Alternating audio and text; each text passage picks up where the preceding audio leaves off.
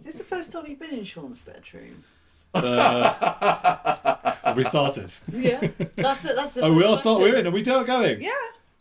Sean and I started dating. We have a bit of there was a homoerotic bond that began our friendship, I think, because we talked about hairy backs and things, and it was great. You know, on a serious note, we got talking on YouTube. I think you came on my channel first, and of all the people I've interviewed over hundreds of years, he's the by far maybe the only one I've become very close friends with. So there's an area on the back when you're shaving that it's hard to do yourself, even if you dangle the electric razor down. So we had to help each other out with that patch. Yeah. No, he didn't. He's lying because he got his cleaner to do it before me. That's an absolute lie. Is that who he told you that was? It's just the cleaner, Jen. It's the cleaner. Honestly, right. My first question for you is: what was life growing up as a white Jewish privileged twat? Sean wrote these questions. Come on, Sean wrote that. She's darker than me. Yeah, she is. I had a nice upbringing. It's hard, isn't it? Because your parents are alive. Mine are. You don't want to. You can't talk about them too much on camera and those kinds of things. They're gonna watch it. No, you never know, do you? But they were fine and lovely, and it's an interesting thing because before getting into the whole ethno stuff that we all talk about, I think I was an atheist as long as I remember. I never believed in God of any kind. It was never even on my agenda. I regret that I don't have any of that spirituality or anything, because I know you guys do, and I sometimes envy having a bit of I wish I believed in some other things, and I just don't. So it didn't ever feel like I was Jewish in that sense. I suppose it was more of an ethnicity or a race. Because I did my one of those heritage things, and it with my blood or spit or something, and it said 95% Ashkenazi Jewish, and then sort of 4% Iberian, which was a surprise.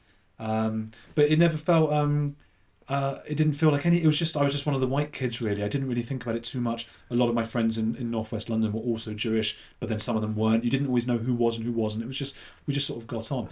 Nowadays things feel a little bit different because some of the tensions. Particularly with Israel, but also Islamic immigration here and some of the wokeness, and you suddenly become very aware of shit. If I were in Nazi Germany now, I'd be put on the trains, not for my beliefs or anything like that, but just for my whatever that is. God, I brought it down a bit, haven't I? Can I apologise to your parents for you?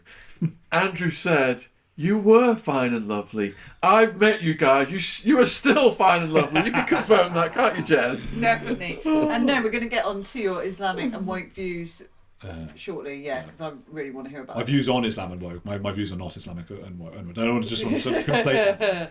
No. What I wanted to start with, because this is the Andrew show, obviously, is... 1 minute, I've got to get my questions right. Upside down's no good. While you're doing that, do you want me to ask him a question about Liz Truss? Well, yeah, whatever you want. Jump in. All right, so if Liz Truss pinched your ass in an elevator, would you A, scream for help, B, call the cops, C, get a boner, or D, remain stum? You are disgusting. This is going to be a really disgusting interview. Well, that's fine. You authorised it. Quite serious. I'm used to Sean. You shouldn't have had Sean in this, Jen. That was your first mistake. I think look, there are rumours about Liz Truss, which I didn't mention when I interviewed her. You're avoiding the multiple choice selection. What was the fourth one again? It was A, scream for help. Yeah.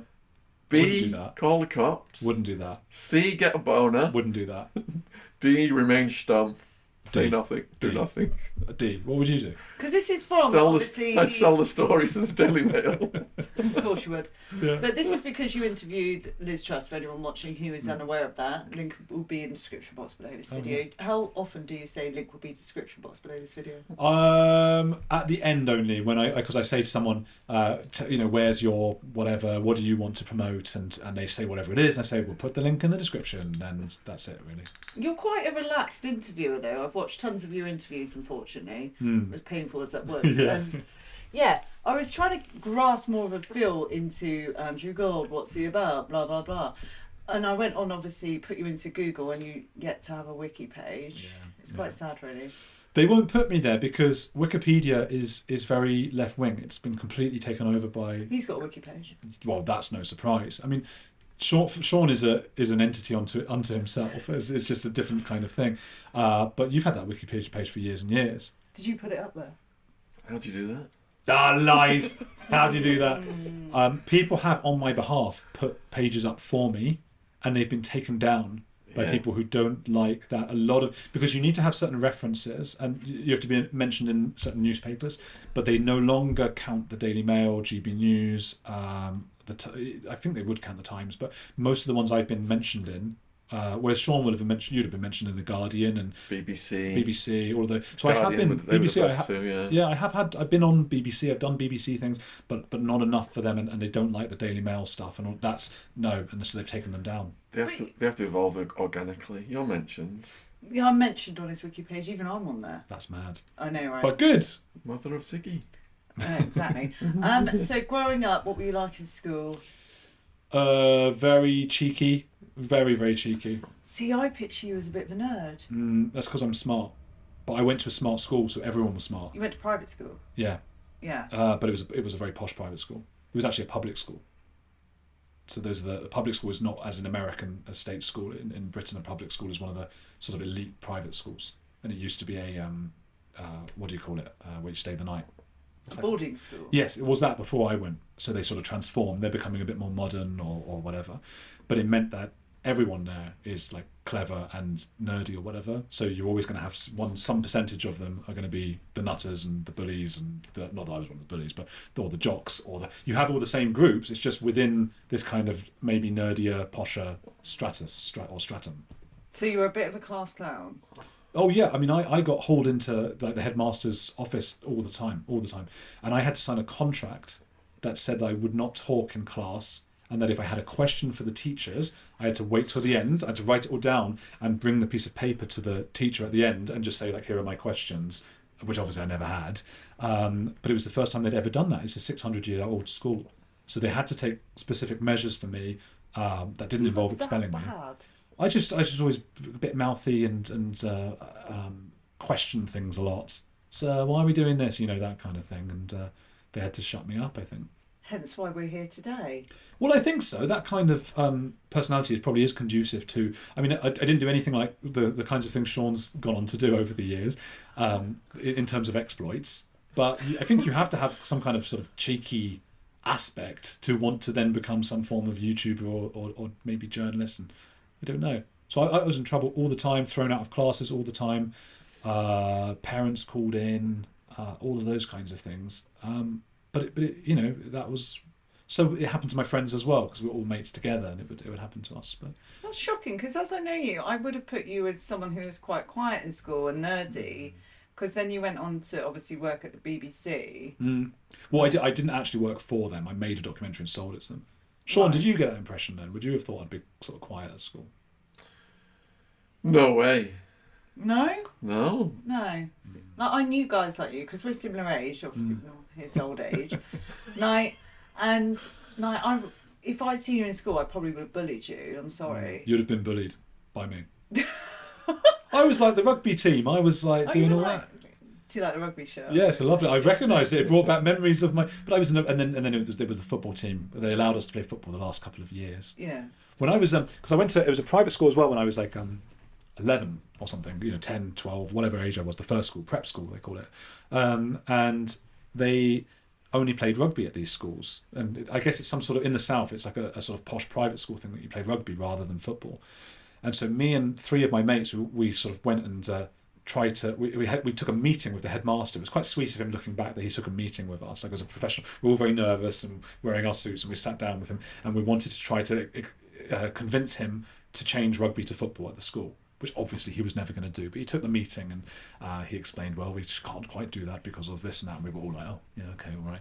But yeah, and I was in the football team, and there was the sister school of ours. There was a private school down the road where the girls went. And you know what we did Friday afternoons was we did army. You had to dress in like army clothes and go around with guns and Like, This doesn't sound like school. I know. It's weird to look back that was a thing. It was Friday afternoon, and obviously it was very different because Monday to Thursday, all the boys would sort of be whatever they, just whatever. And then Friday, everybody came in, they had like concealer on their faces for their spots, acne and stuff, because we knew the girls' school were coming later. So everyone was suddenly like hair done and all this immaculate kind of stuff. And then at like, I guess like 4 p.m. or whatever, the girls' school would come over to our school and everyone was like, oh, and you'd be doing all this marching and stuff with putting guns together and wash cleaning them and going on these hikes. I don't know what we were doing really, but we were just excited to meet all the girls. That was what that was. Imagine that going on these days. I'm sure it does. I'm sure they're probably still doing it. No. You don't think they're doing that? The army thing, Friday? I reckon they do that. No, there's that's like crosses so many racial boundaries. Why is racial? Oh God, don't ask me questions. Black like people that. were allowed to do it. It wasn't like only white people or anything. It was. No, it just sounds very. Sounds old-fashioned. But I behind with the times. There we go. I bet they do it. You had the choice between army, Duke of England. Is that a thing? I think Duke of Scotland, Duke of... A lot of the schools that I speak at, I've got like a military background. They do what you said. They do that, the ceremonial thing. Yeah. It's more about discipline and ceremony. You're not actually going to then join the ranks and go on the front line.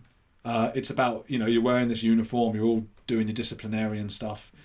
Duke of Edinburgh, Army, Navy, and then the other thing was you could do community service. The geeky kids did that, and they would go and like hang out with old people in a home. I was going to say that's what like criminals usually do when they get sentenced for low-level crimes. It did feel like a prison of sorts. I mean, and not to underplay your experience, Sean, it wasn't quite like that, but it was very much like grey and drab. That's how I found it, and I had this personality, which you don't think I have. But No, wait, hold the phrase. I didn't say you didn't have a personality. It's just because you're so intellectual, and I was actually quite nervous doing this interview because I thought no, I'm just going to be my total self during it because I feel like you are proper book smart, like a bookworm, geeky smart, and I'm street smart. Yeah, I mean, Sean's pretty educated as well, though, isn't he? Aren't you? Just about. There's not much he doesn't know about. Except waistcoats. We'll explain that. Is Sean didn't know that you had to undo we do a zoom? Last button. You can zoom in on the waistcoat, undo the last button of the waistcoat because it stops it from gathering. Interesting fact. I think. Look, there are sort of the cheeky ones. Let's call them. You get them from working class. You get them in the posh class. I was a smart, cheeky, stupid. Like cast down as well. There you go. I got in so much trouble. Yeah, so maybe, I mean, in we all, I don't know what it is, but we all imagine it like but every group has its sort of people who are trying to break out of whatever it is, and I hated it. I was sat there and I'm being told like this is what you've got, it's going to school, isn't it, and being disciplined, but I found it really boring. I was falling asleep in the classes. I wasn't doing well until I was about 17 or 18. I sort of pulled my finger out a bit and went for it a little bit more because I was falling really far behind. And they used to publish all of our results. They just put it on the wall. So it would start to get embarrassing, even if you thought you were too cool for school or whatever, to constantly, after every exam, I don't know how many kids there were in a year, 150 or something, and you'd see on the wall this kind of, how well people have done. It's always the same ones at the top. Well, I would just look from the bottom up, always. Bottom One, up. 2. Yeah, and I would always be probably bottom of the year or bottom 5 out of like 150. So I had to buck up my ideas a bit.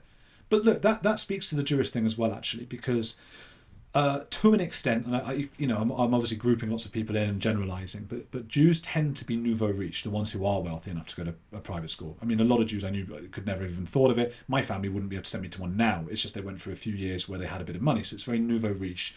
A good example of that in celebrity culture would be Alan Sugar in the UK. He's a market stalls kind of guy who came good and did all right, and he's got that kind of voice. So we come from this nouveau riche background where none of our parents went to universities. Now I know that goes against the kind of nebbish New Yorker Jew, Woody Allen, but in England it's not that way. So none of us knew about rugby and cricket. We all played footy. It was more. We were all much more working class, but suddenly thrown into this environment. So I would go home again, and my parents would would do more normal, what I would say would go to Marbella, for holidays. Whereas these guys at school, maybe the sort of Church of England whites, more traditional guys, were going to like Barbados or somewhere, or they were off to these. It was just this difference between the sort of the Jewish kids who tended to be nouveau riche, and would have also been a bit cheekier for that reason. They're a bit more like what some of these guys then at lunch breaks, they were playing croquet. They're sitting there with straw hats on, playing croquet. And we would look at them and go, you're from a different planet. But then they're going home and their parents are talking to them of the cricket and the croquet and the straw hats, and they've all been to university, the parents and the parents' parents, and they're all doctors and surgeons, whereas our parents were mostly, again, Alan Sugar types. They were sort of market boys who had done well.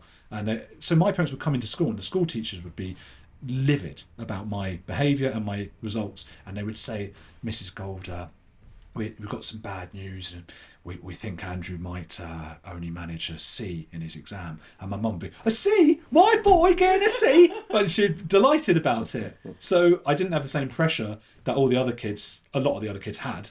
But when I got to 17 or 18, it was like they're all going to Oxford and Cambridge and I'm sat there like a plonker. I had to actually start reading some of the books, and quite liked reading in the end. So that's the sort of nebbish side that I think you're seeing. What is it your parents did? My dad was in what the Jews call the schmutter business, which is more Yiddish than Jewish. Yiddish being a German kind of language that came from German. That when they were in the ghettos, they sort of spoke that was slightly different from German. You can almost understand Yiddish if you speak German. So I speak German. I can understand a bit of Yiddish. And the word schmutter is about knitwear, jumpers, those kinds of things. So he started a company which did really well in the 90s for 10 years or so, where he would get it was like an old-fashioned thing. It doesn't exist anymore. They were the middlemen, the manufacturers or whatever. They would send out they would design the knitwear, and another company, the factory, would then give it to them, and then they would sell it on to Burton's, Topman, Arcadia, those kinds of companies. And that stopped existing more or less. Now it would be the Burton's, ASOS, or they would now go straight to the factory. So those sort of middlemen people have slowly stopped being a thing to some extent. And then my mum just various jobs. She worked at a dentist, then she worked at a estate agent. On reception, those kinds of, and showing homes. She sort of changed a few times, but those kinds of things. Right, thank you. So leaving You're school. I know, I hate being official. That's the one thing I'm like not natural at. Oh, when you're like interviewing, right? Yeah. And you've got to be like having the question prepped, and having that sort of routine, and what do you call it? It's something you call it when you put it in order. Oh, my mind's gone blank. Oh, in chronological order, a life story. Yeah. It really fucking irritates me. Yeah. I just like natural chats. Just do some chatting. That's what I do. Well, you do it brilliantly. But I've got to sit here and obviously find out about your mundane life that you do. So. I think you're doing a great job. Thank you. Yeah. So no, you left school, university. Didn't you get beat up at university? Bloke punched me. That's why you think I got bullied. And you were thinking, God, if I was at school with him, I would have bullied him so much. I would have punched him. Yeah. No. This was this thing of like, Leeds is one of these cities where there's loads of them in the UK where they become almost university towns. And obviously that stokes some divisions with the locals who firstly don't want all this university stuff on their doorstep. And secondly, there might be a chip on a shoulder. There might be, that they couldn't go to this kind of university, and they might. So you get these kind of divisions, and not that often, but sometimes things are said. This was a fellow who was a bit of a drug addict, and he was sort of sitting on the floor or something. I don't know what. And I had left my home with this lovely peanut butter and jam sandwich, or peanut butter and jelly for the Americans watching. And I was very excited about it. It was snowing, and I thought, I think I'd probably toasted it. So you can imagine how nice this sandwich would have been. And as I was walking, this fella goes, "Oh, mate, you got a sarnie?" And I went, "Oh, what's a sarnie?" Because it's slang. And he goes, "That's your sarnie." And he means my sandwich. And I went, "Oh, my sandwich." Yes. And I kept sort of walking, but he was sort of walking with me. And he had a few mates sort of like back wherever he had been from. And he was like, "Gives your sarnie, mate. Give us your sarnie." And I went, the thing is, mate, I really want this because I've just made it really nice, peanut butter jam. I'm having a nice time. It's a nice snowy day. And if I'd known you... loving this because it's ending with a punch. It's literally a punchline. And so I said, look, had I known you'd be in the premises and in need of some sustenance, I would have made 2 sandwiches. You see the dilemma we have, sir. And no, I didn't say it. I didn't say any of that because I wasn't actually very eloquent back then, and I didn't have the accent I have now, which is another point. Whoa! Yeah, I need to know that story. A friend of mine came out when I was living in Argentina. I'd been there a few years, and a friend came out because he moved to Argentina as well by coincidence. And the first thing he said to me, we chatted for a while. He said, "What the hell has happened to your voice?" And I said, "What are you talking about?" He's like, "Your accent's completely changed." And I think what happened was I lived for such a long time. This is the next part of the story, I suppose, in different countries. Sean will probably recognise this, living with Americans for so long. You speak clearer. Well, yeah, a clear voice happens to also be a posh voice. It sounds posh if you speak clearly. Not necessarily, but the way I went about it. So I'm constantly, I was speaking Spanish in Argentina, but sometimes people want to speak to me in English. Well, they don't really speak English. So I'm going, "Hello, how are you today?" And I used to speak funny, and there's also there's the class issue that British people are very, very attuned to that other countries won't be so much. But I remember my dad, I must have been like 9, and he took me to a Tottenham game. We used to go to the Tottenham games, and we couldn't get a seat where I could sit next to him as well as my brother. We brought my brother along, so my dad managed to find a seat 5 or 6 seats down. So he had to take me over, and he said to the 2 fellas either side, like, "This is my son Andrew, he'll be sitting here, like this year, it was a season ticket, he'll be sitting here, And football was a working class game, And I was, even at 9 years old, very aware of this. And I sat down, and my dad sort of left me there, and I was with these 2 fellas, and I just went, "All right, lads, how you doing?" And I had to keep that up then for 10 years of my season ticket sat there. No. Yeah, and gradually I was at this posh school, I had to and if my dad came over, I had to sort of not let them hear me talk to my dad in my normal voice. So, but the point is I flitted between the two. A chameleon. Very much a chameleon, yeah. Which is a sign of psychopathy, but it's also a sign of extreme empathy. No. So it can be either side. Well, either you're an empath who goes, "Gosh, I want to make sure that everybody feels all right and I can be part of this and everyone's good." That's the anxiety empath. Or you're a psychopath going, "I'm going to find a way to, trick them into thinking I'm like them." I think I was on the empath side, very anxious and wanting to fit in and not to look like some posh tosser. Insecure then. Yeah. Well, like, most kids are, aren't they? So it was really years of very gradually making my voice more like it actually is. But it also felt very natural. It is natural even now for me to go back into that old sort of London voice because that's how I talked growing up with people. Well, I have noticed when you take the mick out of Sean, you sometimes get a Cockney accent. Yeah, yeah. It naturally comes back. Yeah. I remember asking my dad as well, like years later. I was like, you start to think about class, and I said, "Dad, we're in the car." I said, "Dad, are we posh?" And he goes, "Well, you are." And that was so weird. Like, I'm a different thing from you. What is this? But that is how it all works. There is movement, and you know. But anyway, this fella in Leeds. We're back to the punching. Sarnie punching. The Sarnie punch. Yeah. I wasn't as posh as I am now. I definitely didn't sound as posh as I do now. And by the way, I still don't sound posh compared to, I don't know, someone like Matthew Steeples, just for reference to this show. I mean, those are there are levels. There are levels to this game. They are well above. But I still sounded like a twat to this fella who had the same kind of urge that you have of wanting to bully me. And eventually I relented and provided said man with half the sandwich, which I thought was very fair because I was intimidated. So I said, "Would you like half of the peanut butter and jam sandwich?" And I presented it to him, and he flapped it out my hand on the floor. At which point I knew I was in for something big here. That was the moment I knew this was no normal sandwich exchange, let me tell you.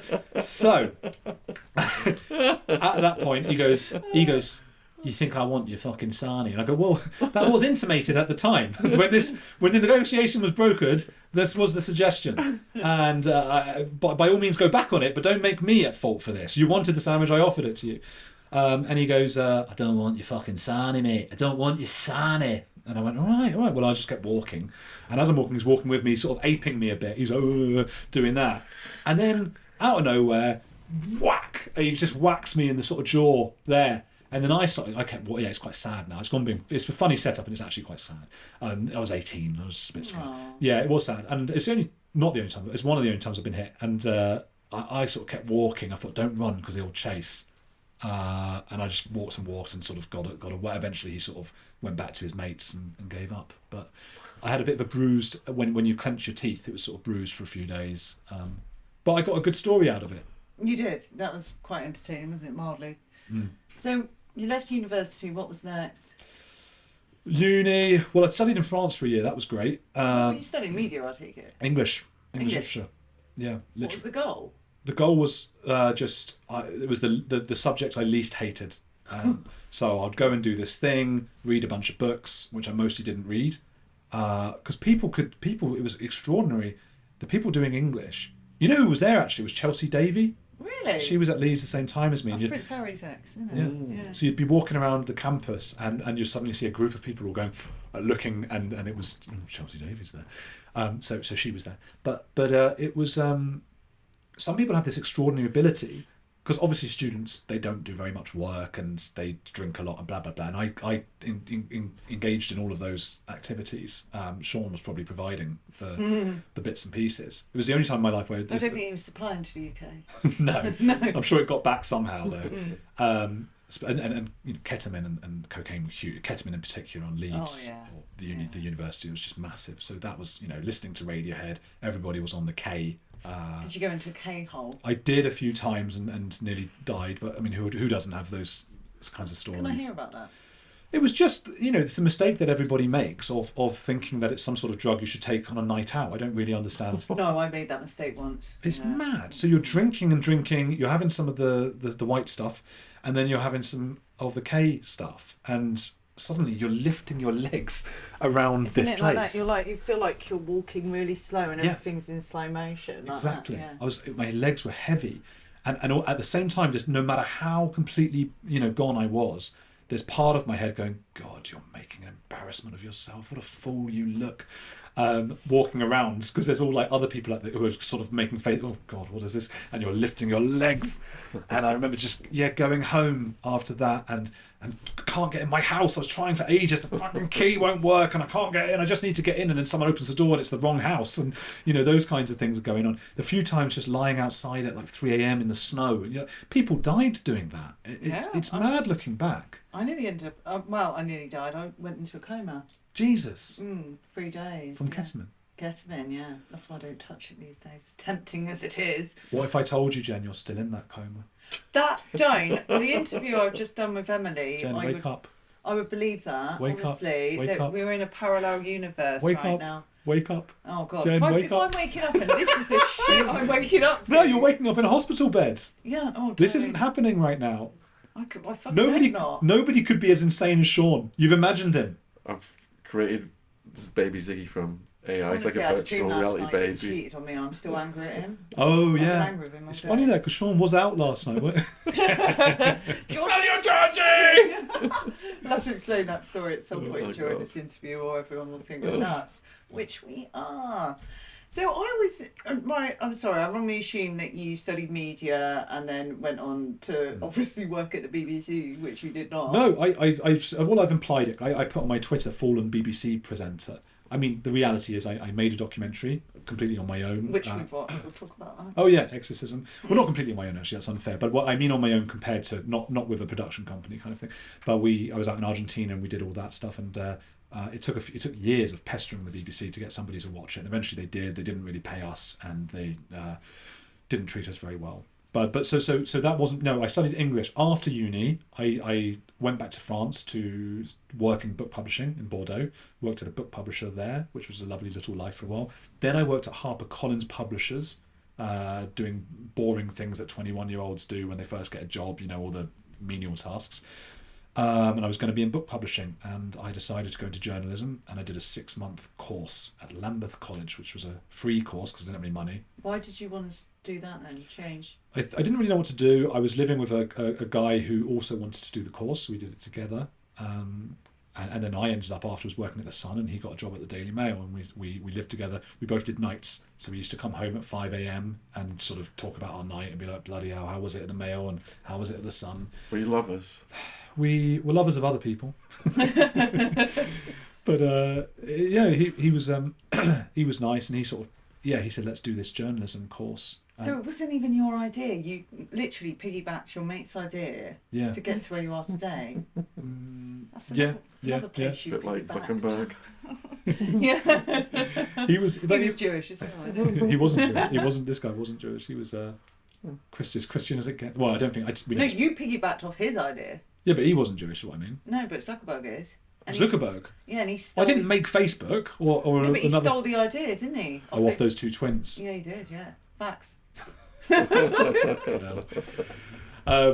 Yeah, but he executed it better.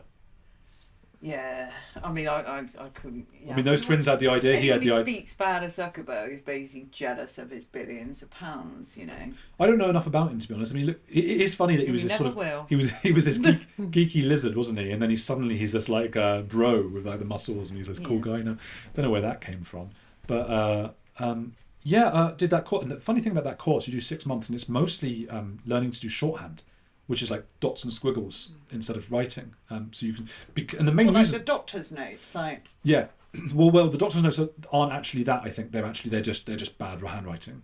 Whereas these it's dots and squiggles and hyphens and weird things to learn, and it's so you can write fast if you don't have a recorder. So if you're recording people, that's behind the times, isn't it? It's I don't think it's obligatory anymore. But when I did it about 14 years ago, it was, and that was the main thing, because you have to get to 100 words a minute, and you've only got 5 months. You have to write super fast. They have like a thing at the front, doing a passage, reading out a passage, and you've got to be boom boom boom boom. Then you get like 10 minutes to then translate what you've just dotted and slashed into actual writing, and that's the exam.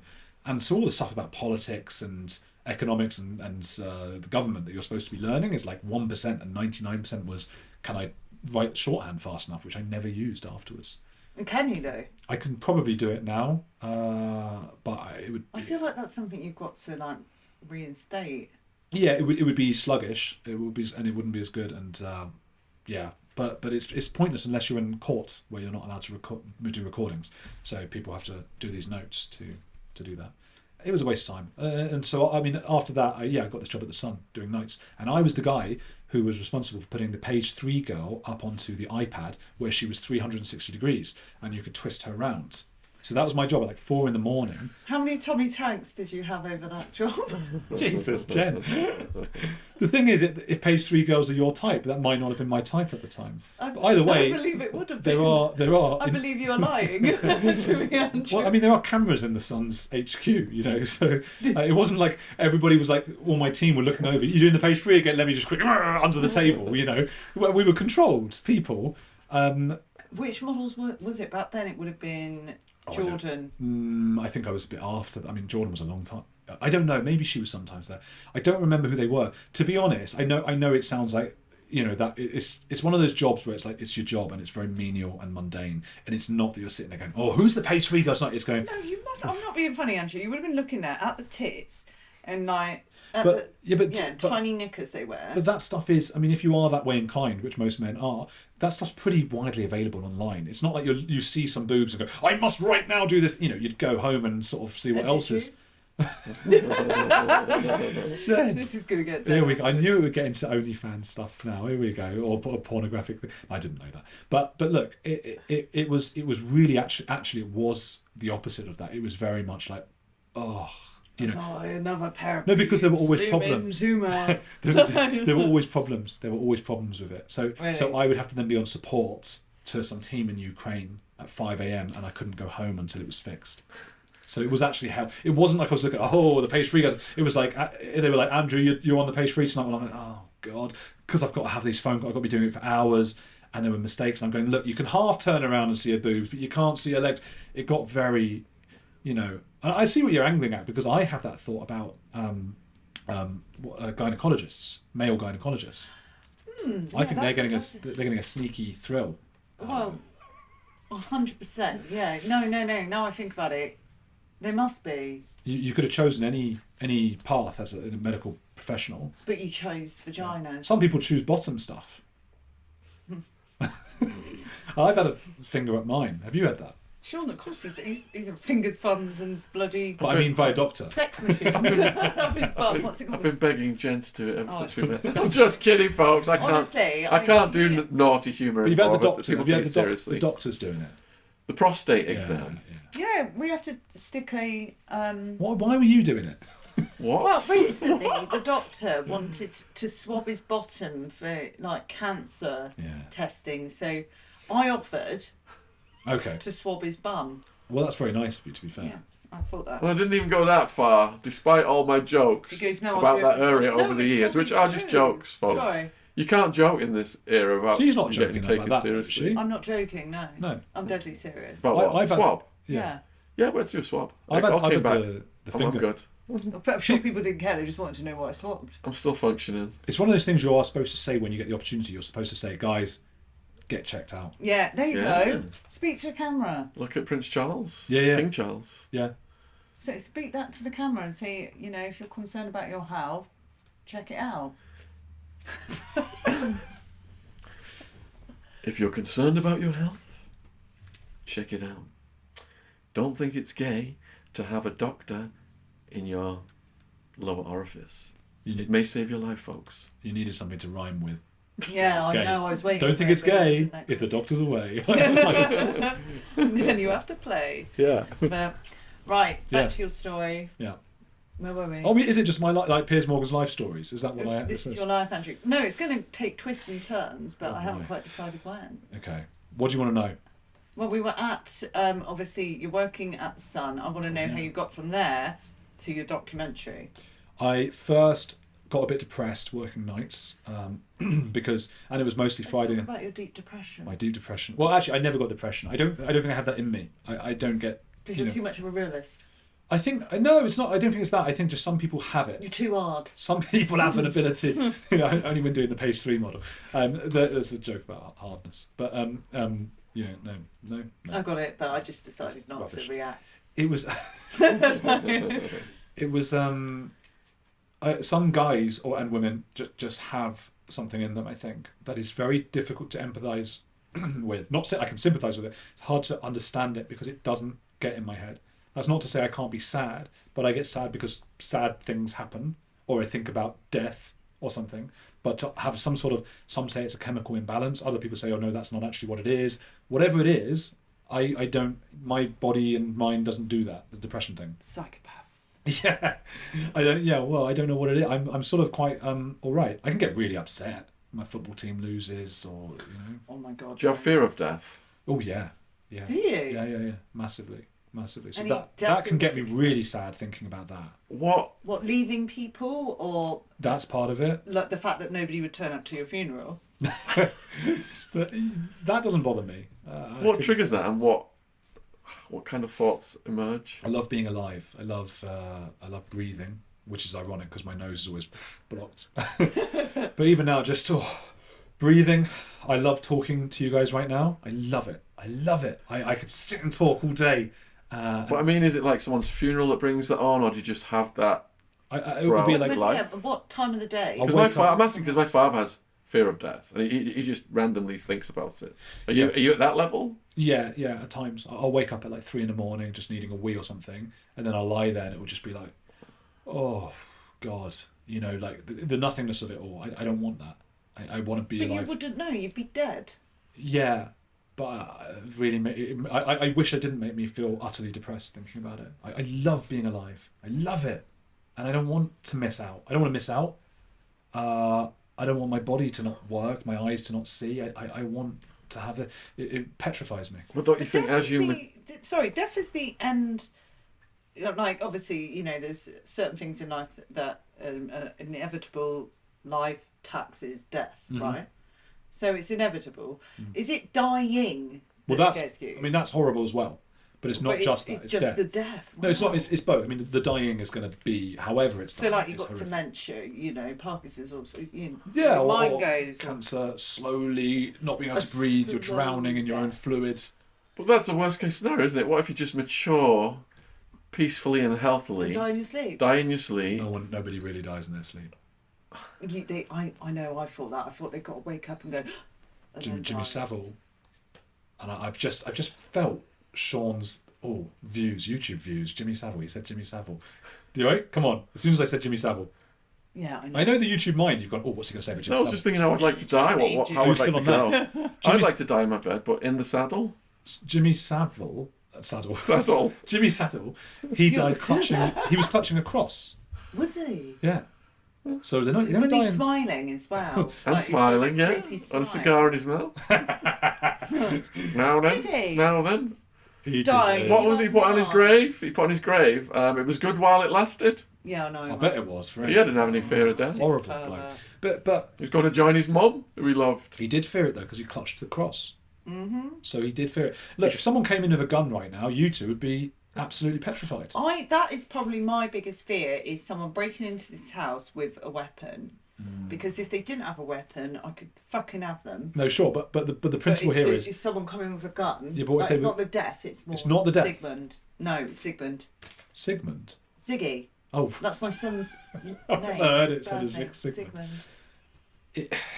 I don't know. I think a lot of people say they're not scared of death, but then if it's actually looming over them, they lose it. So I think we have to pretend we're not scared of it.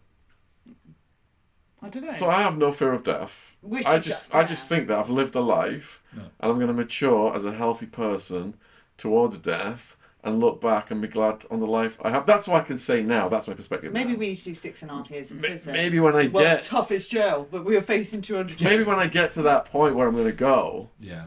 then it's going to hit me. But it's not hitting me now. But it's hitting you now, apparently. Yeah, You have well, your worst case scenarios in your head? Since I was 12 or 13. Since you were 12, 13? Yeah, I'd lie up. That's a real burden. I'd lie up at night thinking about that. Yeah. And you still have it to this day. Yeah. Who were you reading? Like Camus? Yeah, I was reading. That explains it right there. How bad is Camus? Oh, it's God, just the a plague. bit existential. Well, I didn't read that. I read The Stranger. Fart. I read The Stranger. I didn't read Sartre. Stranger. I read that, and I read what was the one that everyone reads? Something in the Rye, Catcher in the Rye.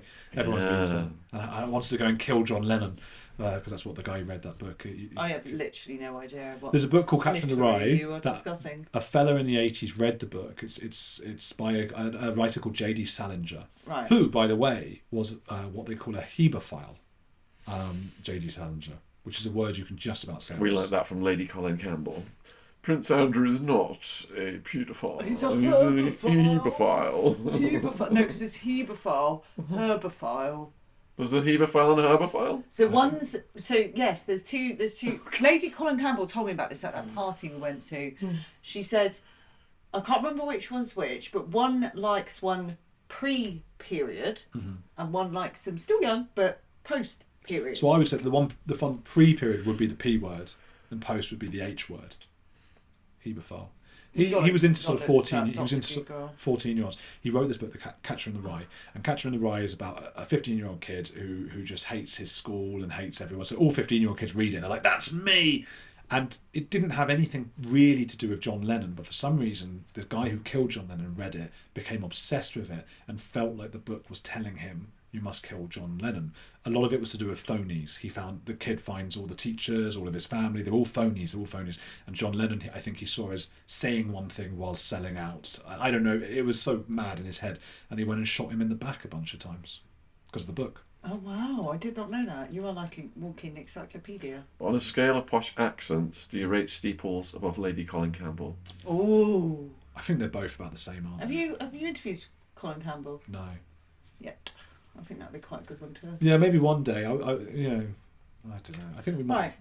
Go on. Back to your story, documentary, getting up to the Exorcist. Boring. You went to Argentina. I was depressed at the sun. Yeah. You're Well, I went to depressed, Colombia. You're thinking about death. Yeah, I was thinking about death. What shall I do? And I went to Medellin in Colombia. And you thought, hey, I'm going to be a Shen version of Louis Theroux. What's Shen? It's like cheap clothes shit. Shen? Shen. It's like your name. Just make that up, Shen. No, it's like it's a We're the bookworm. Yeah, excuse me. no Shen S-H. Oh, I can't say it because I'm slating them, can I? Shen. Oh right, I see. So Shane. it's some sort of brand that's like They're like small children manufacture. the Primark Louis Theroux. Yeah, the Primark Louis Theroux. Yeah. There we go. Yeah, well, it was initially just Have you ever been called the Primark Louis Theroux? I've been called. The Powerman. Somebody very high up at Channel 4 said we can't take your idea because you look too much like Louis Theroux. I think mean, you look more visually, like the no. guy who got caught with the hooker on Hollywood Boulevard. Hugh Grant. Yes. You knew that was his name as well. You just wanted to drop that in. Yeah, well, he's short. I'm much taller than him. But Louis, yeah, I don't think I look that much like him really. No. It's just that we were white men. My brother is a spit of him. Really? Yeah, You it's have to quite show me. creepy. I could swear you've started dressing more like him. Like Louis or Hugh? Hugh. Yeah. You must have. So you would have known him from probably his Jimmy Savile one or many of them. Oh, Louis. He was saying Hugh. Oh. He was saying I look like Hugh. Yeah, different story. So you're doing your exorcism documentary, which came out That was years 6 later. ago? Though. That was I lived in Colombia for a year because I wanted to learn Spanish. I thought I've learned French. Let's do another one. And I just wanted to get away from just dreary London, working nights. I didn't have any money, so I got the Sun to pay for my flight out there for me to cover the Medellin Flower Festival. And then when I got there, and I told them before as well, I was like, I'm just staying. So thanks for the flight.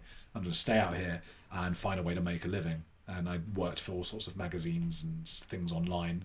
Just about got by, and I sort of shacked up in a flat with 2 Colombian guys in quite an impoverished area. Were you not worried about getting kidnapped by the cartel at that point? Yeah, a little bit. And well, it was post Escobar though, but there was a lot of moments in sort of taxis and things that were very dodgy. So what year is this now? This would be, I was about 22, 23, so 12, 13 years ago. What are we now? 2025. But so 2013 or something, 2012. This was. So it's after Escobar, but the narco culture remains. And yeah, there were times. I remember one guy in particular, quite early on. I was going out to some sort of bar or party, I don't know what, and the taxi driver I knew was going the wrong way because I'd been a few times before. So I was in the back going, "Hello, mate. You're taking me for a ride. What's going on here?" Yeah, and did you have a sandwich on you at this? it was, and I realised it was the same bloke who'd come out from Leeds, and he was now a taxi driver in Colombia. No, he was this fella, and he ends up driving into a car park. At which point I was shitting it. I almost couldn't move. It was maybe the most scared I've ever been. And I didn't even ask him anything. At the time, my Spanish was shoddy. Didn't know what to say. And he gets out, and he hasn't said anything. Another car pulls up next to us. They get out, and I think I'm about to be exchanged or something. Anyway, it takes ages. I'm like, do I run? Do I run? Do I run? He comes back in the cab, drives off again. Aren't you? Drives off again. He hasn't said a word. And then eventually, he stops at the traffic light, turns around, and goes, "Cocaína, ¿quieres? And I went, oh, he's off. That was all it was. It was a coke deal he'd done just while on a taxi drive. And I was just like, no, I'm all right. I was like a right state. No, vamos todo derecho, está bien. And what does that mean? I'll have it later. Give me some of the ketamine. No, yeah, just keep going straight, please. The little Spanish I knew at the time. Did you think to yourself at that moment, I've been right about fear of death? Yeah. It's never been a fear of like I'll get killed. It was just it's always been like infinity's a long time to be dead. It's a very long time, and that's what it is. Do you not believe in reincarnation? No, nothing. Your soul to ghosts? Nothing. No. Nothing. I think you Do die. you not believe that your spirit will live on in Noki? That's my dog. She will hopefully, as sad as this is, will be long gone by the time I go, because dogs live for 10 years or 15 years. We'll see. But yeah, that was Colombia, and I tried to do some sort of journalism out there, and the narco culture and all that stuff, and also made loads of Colombian friends who didn't know English people. I was like towering over them. I was twice their height. It was a very like local community. They hadn't met many internationals, and it was a lot of fun. And then you'd also meet the kinds of Americans, the gringos who lived in those worlds and were very into the drugs and things, and that was a very different world. Each of them had their own Colombian girlfriend with like not just the boobs but the bottom, which they can't fit through a door because these fake bottoms they have on. Are they fake? Yeah, they're fake. Those are I thought fake. these women did squats. I am talking about, and if you look it up, you'll see I'm talking about 3 times the width of me. But like Kim Kardashian sort No, of. much bigger. Bigger. She's probably got something fake in her bottom, Kim Kardashian. She's repeatedly denied it. Okay, well then it's just my opinion. I don't know, in case they sue. But these Colombians, yeah, I mean you're talking about as big as like a room. Their bottoms are. So after a year, I was like, I'm done with this. It was fun while it lasted, and I was moaning. Just tired of the white stuff. I moaned. Yeah. Well, I mean, no. No, well, look, you dabble when you're there. You have to. It's very pure. Or you think it's pure. I mean, who knows? You tell yourself, I'm in Colombia. Matter of fact, so I've heard, right, it's just rumours, that if you were to do it pure, you would die. from a heart attack very quickly. There you go. Thank God for all the sort of rat poison and baking powder that saves. Yeah. Well, look, that was anyway. I used to moan about Colombia, and it's an interesting thing because I talk a lot about immigrants who come to this country who don't like it. That's going on my list. Yeah, they don't like it. And I say it's no good. Then don't be here. And somebody made that point to me. There was a friend of mine, a Colombian girl I knew, and she said, "You're moaning," and her mum. I was hanging out with her and her mum, and they said, "You just moan about Colombia. You're tired of like the fakeness and this and that. Why don't you just fuck off?" They said in a friendly way, and I said, "Well, where?" Like as a sort of 22-year-old depressed. I wasn't depressed, but trying to be cool. "Oh, where do I go?" And the mum had just been on holiday to Buenos Aires in Argentina. She said, "You should go to Argentina. You're like that. That's more your thing." And I went, "Oh, all right." And I endeavoured to hitchhike from Medellin down to Buenos Aires, which is the equivalent of going from London to Pakistan. That's how far that is. So I got as far as basically the next town and gave up and got a plane. Did anyone pick you up? Yeah, people picked me up. Got picked up by loads of people, nice little Colombian families and stuff.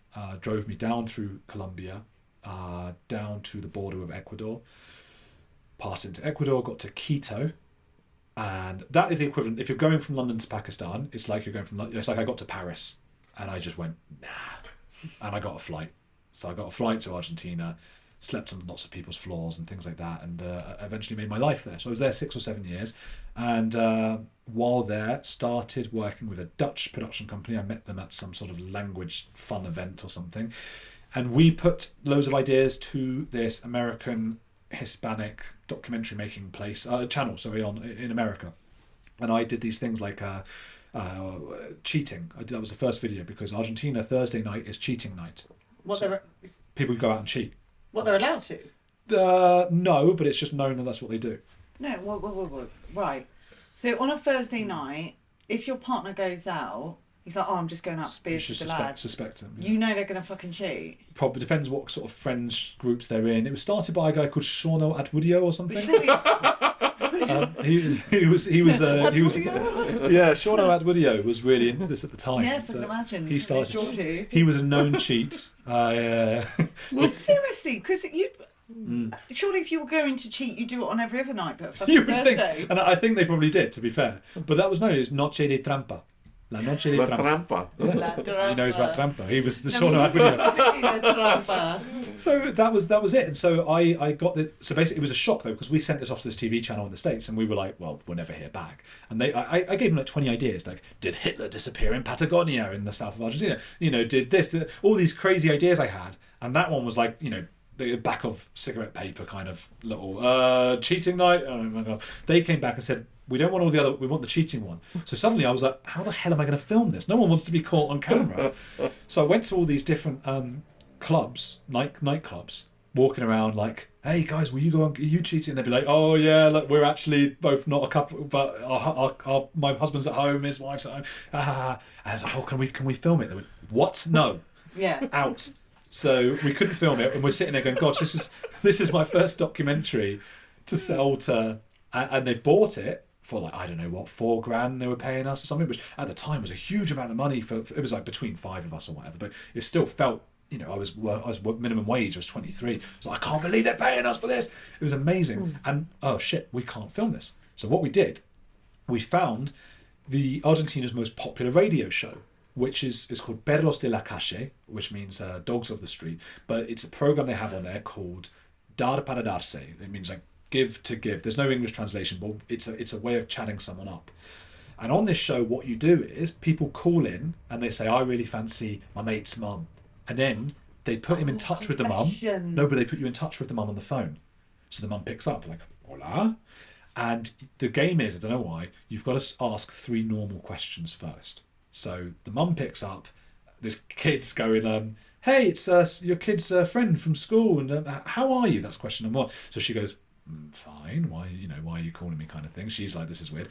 And then you got to go, "Yeah. What are you doing today?" You have to ask 3 questions, and after that you can then say "dar para darse," which everybody in Argentina knows means, "Do you want to hook up?" So is it like, what is it?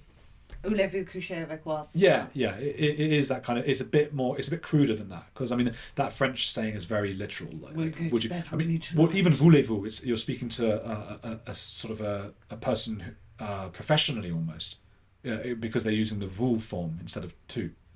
It would be veux-tu, like would you like? Yeah, do you want it? It would be more casual. Voulez-vous is almost like maybe a maitre d' kind of way of saying would you like to sleep with me tonight. Whereas this darpa is like fancy it. Fancy a fuck. Yeah, it is that fancy a shag. And amazingly, I don't know how this happens, but an unexpected number of like mums on the phone or whoever it is say yes, and you go, what? How is that possible? So they say yes, and I don't know what else happened. It's just this mad show, and it's the most popular one. So I thought, I'm going to go on it. So I got in touch with them. It was a whole thing, and they let me come on. So I was on the show, and people are calling in, and I'm giving them advice about love in Spanish and all of this mad stuff. And we're filming me talking to them. It was the only way to do something about cheating, really. As it happened, by complete coincidence, the person who was on after me was the actor Vigo Mortensen. He was on the show right after me, the guy from Lord of the Rings, because he grew up in Argentina.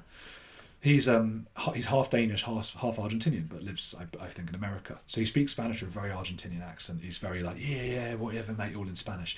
And they asked him, hey, what did you think about that guy and all of his, cheating thing? He's like, oh, what an idiot, about me. He's saying, what an idiot, they don't know shit about this stuff. What about England? They cheat more, because it was like he was defending the Argentines, because it was like it became me trying to say Argentina was all cheaters and the English wouldn't. So it got like a nationalistic thing. Next thing I knew, this was like front page news in Argentina, that Vigo Mortensen, the Hollywood actor, had defended Argentina against this horrible Englishman, which was me.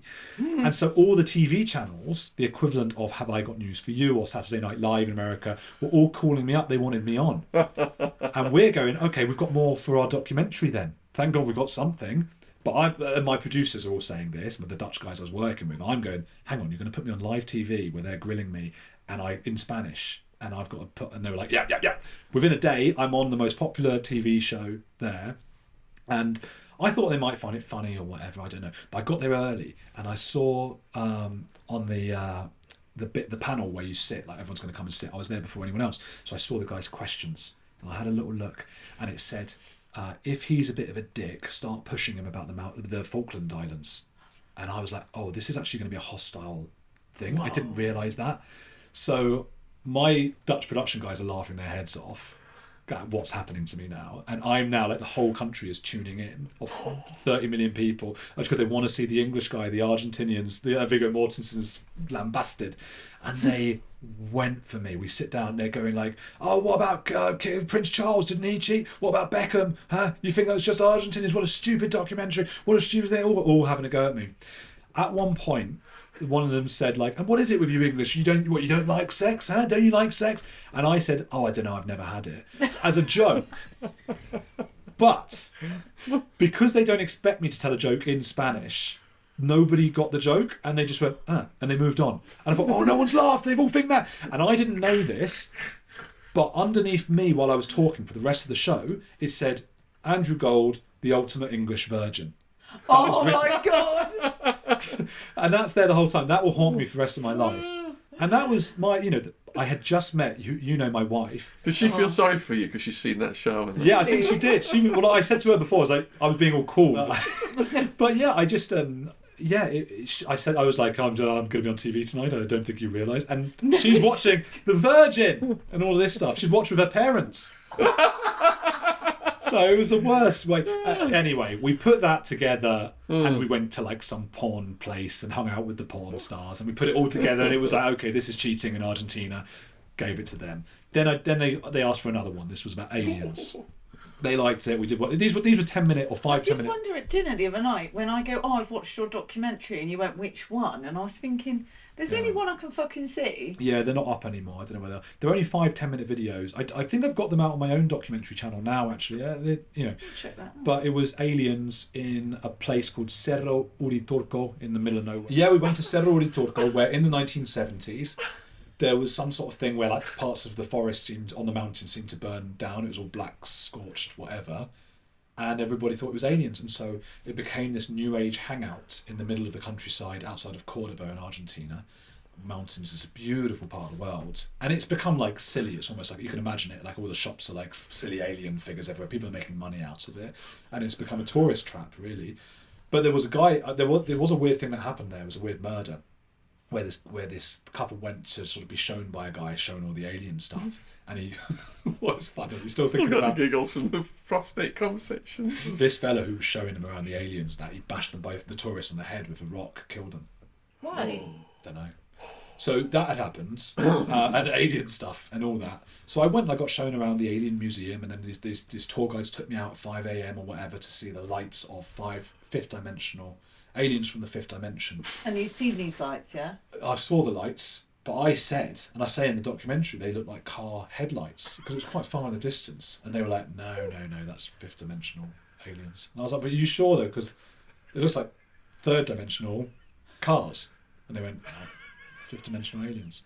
And there's not much, we couldn't go much further than that. What about Will of the Wisp? Will of the Wisp? What's that? You got the bookworm. Will of the Wisp? Yeah. What? Those ethereal lights that Will in the Willows. you see around swamps. What have you two been chatting about? You've had like some sort of like Liverpool version of Wind in the Willows. Yeah, Backstreet. Don't you know Will of the Wisp? That your dad's been reading. Your dad wrote it. Please support me in the comments, viewers who are familiar with Will of the Wisp. That's an idea. We did the alien stuff. We had a laugh. It went out on some sort of TV channel. I don't even know where in the end. It was said to have gone out to HBO, which I was very excited about. But then I called HBO and it was just some receptionist, and I was like, it's supposed to have happened. It was a good documentary as well. How much did you get for that? They gave us I can't remember what it was now, but it was a good few grand, which we spent on again at the time. You're so excited, but as a kid, you're 23 years old, that we got like the posh buses that took to take us with a because it's like 10 hours, so we went overnight. It's like you get to lie down and you have your own little bits, and we spent it all on that. I didn't, You said you went overnight. Was that a Thursday night? Not cheated then. So no, that was great fun, and we did bits and pieces like that. And then I made some for some French TV channels as well. I got to use my French and my Spanish in the same video. One about porn in Argentina. Tell me more. It wasn't that interesting, really. It was just we went and looked at how the porn industry was sort of dying. It was getting a bit depressing. And I went and hung out on a scene where... it was depressing. Yeah, I was like watching a scene, but it was like these sort of quite old people, and it looked really shit. And I was just like, oh my... And we were showing how depressing it's gotten. Because all of the stuff now is like the OnlyFans stuff, the porn directors, it was the end for them. That was interesting to be there while they're filming a porn. That's part of why you do this, and I think you guys are very similar. You want to be in that. There's a great Peep Show moment, the TV series Peep Show, where Mark ends up doing drugs, which he really doesn't want to do, and he's feeling out of his lane, and he goes, I'm Louis Theroux, because he's just trying to, I'm here as an observer, and everything's okay. And that was the feeling I got. It was like, I'm here, I'm with weird, strange people, and let's enjoy this, because you only live once. So that was a porn one. I did another one, funnily enough, about the Argentinians' blind national football team. So I went around like kicking a football around with them. Did they still play football better than you? They did. It's unbelievable what they do, because the ball has a bell in it, and that's how they know where it is, and they run around and they can kick the ball. Unbelievable. Oh. And the fellow... Why are you laughing at that? He's just imagining it. Sounds It's cruel. a bit rude, doesn't it? It's mad. They're all bumping into... There is a lot of bumping into each other. Why but have you got such a stupid mind? But this fella, who was one of the players, I went to his family, we hung out with his family. They're from like the slums of Argentina. Like they're from like the poorest parts you can imagine. They live in like, it's an absolute shithole, and they all sharing one big room, that kind of thing. And I went and saw the family and all that stuff, and then he's going out and doing his football. But he somehow saved up enough money. His team, I think it was River Plate, that's the team in Argentina, football team that he supports. They got in some sort of final of a competition, and they played against Barcelona in Tokyo. And he, on his own, he somehow bought the tickets, and he did the plane. He's never left, not only Argentina, never left his little village, never left his house almost, this guy. And he somehow got himself blind, can't see a thing, to the airport, did like 5 changes, and then got into bloody Japan. Imagine that, he don't speak English or Japanese, and went to the match, which he couldn't even see. And then came back to it. I don't know how he did it. Blind people are amazing. So, and we can't even, like, I don't know, tie our shoes properly, can we? Well, we're trying to. Sean and I have been trying to help you with that. But look, that was all that stuff, and then I went and spoke to the BBC. I tried as hard as I could to get in there. Eventually, somebody listened to me. I said, "There's an exorcist in Argentina, and he's a nutter because he was on TV all the time. I kept putting the TV on. Yeah, he was on there all the time, and it would be like, well, everybody, make sure that you've got your Halloween pumpkin, and you've got this and got that. And you know I'm an atheist, and I know you guys are into your spirituality, and a lot of people watching will be, and that's fine. Yeah, but I don't believe in the boogeyman. No, I don't believe. Well, I don't believe in any of it. And I was just going, nonsense. So I told the BBC, look, there's this guy. I think he's taking advantage of people. Do you want this? And they were actually more interested than I thought they'd be, but they didn't go for it. They were like, no. So we borrowed, me and a mate of mine called David, we borrowed loads of equipment from people. We didn't have any money, you know, and got in touch with the Exorcist. He was more than happy for us to sort of hang around with him for 3 or 4 weeks. And I got to sort of perform exorcisms on people. I was ringing the bells behind their heads that drives off spirits. And it was great fun. I can tell you where you fucked up on that documentary. Thank you. Right, I was watching it, and honestly, you can tell that you are sceptical. Yeah. If you'd gone into that documentary almost acting like you were slightly interested in it, you honestly, your face, you can't lie. But you know, when you say fuck up, what is the goal of the documentary? You wanted to prove a point that he is a charlatan, which I appreciate because I agree with you there. But the way you could have got more information out of him, I was kind of like, come on, Andrew, like really shouting at the TV that I really wanted you to sort of just play along with him and vibe into it. Well, I was making jokes that you know are jokes, but he didn't realise they were jokes. I think he did, because the argument at the end abundantly. We had that argument because another journalist came in and meddled with things. Yeah, that was the thing with that. Jen's describing the technique that she used on me to get pregnant. Yes. Which would manipulation. Manipulation. When you're making a documentary like that, your primary objective, as you say, is like, what can I get out of this person? What can I learn about them? Where's the truth and all of those things? I act empathetic towards you when you're talking about how scared you are of death. I'm like, yeah, but actually you don't care. I actually don't give a fuck. Yeah. The other objective is entertainment. Is it funny? Is it interesting? And to be honest, him blowing up at me wasn't what I wanted. Oh, that was gold. But it was gold for TV. And we never, if he hadn't done that, if we'd just gone in and I'd just been very interested and gone, oh, thank you very much for showing me that, how interesting, he might have told me a few more things, we'd never have sold it to the BBC. It was the blow up, was the money shot. It was the blow up, but I think you could have got a bit more and got a bit more. I wanted. What more do you want from him? Him to confess to shagging his receptionist. That was never going to happen. I think he would have. What if I was just like, come on, mate, like, I love what you do. Just anything goes. Just keep the camera on him. Well, I love what you do, mate. You've got your microphone here. Can you just tell us that you did shag this girl, didn't you? It was never going to happen. You just kept biting, and he just wouldn't bite. He was just but I didn't ask him about that. I didn't even know about that. That was genuinely stroke of luck, because that journalist tried to dob me in, and for anyone who hasn't watched it yet, there's another journalist who's, I guess, thought I was on his patch, I was on his territory, because he goes and reports about all the exorcisms in a very sincere way. He was threatened, 100%. Yeah, and he went and said, he said to the Exorcist, oh, Andrew's been asking why you kiss one of the exorcisees, this young girl with schizophrenia, on the mouth. And so then the Exorcist put me in a room and confronted me about it. And I said, I've never asked that question. I certainly did not ask that. And I had suspicions something might be going on with him and many of the girls. I didn't know about that. Now I do, because obviously that is what happens. And the way he reacted, we thought was enough. But the funny thing is, we were scared for our lives, me and David, because we were out in the middle of nowhere after midnight at this nutter's place where people do just go missing. You know, so we didn't have security with us. People go missing? From those kinds of places, we're talking about proper slums. This was a real slum out in Argentina. This isn't like the city centre, which is also pretty dangerous, you know, but this is like something. So, I thought we were going to die. I thought he'd kill us. I thought it was easier for him to kill us and keep the tape than anything else. So my legs were shaking, turned to jelly. What was shaking your legs more, this situation or the taxi situation?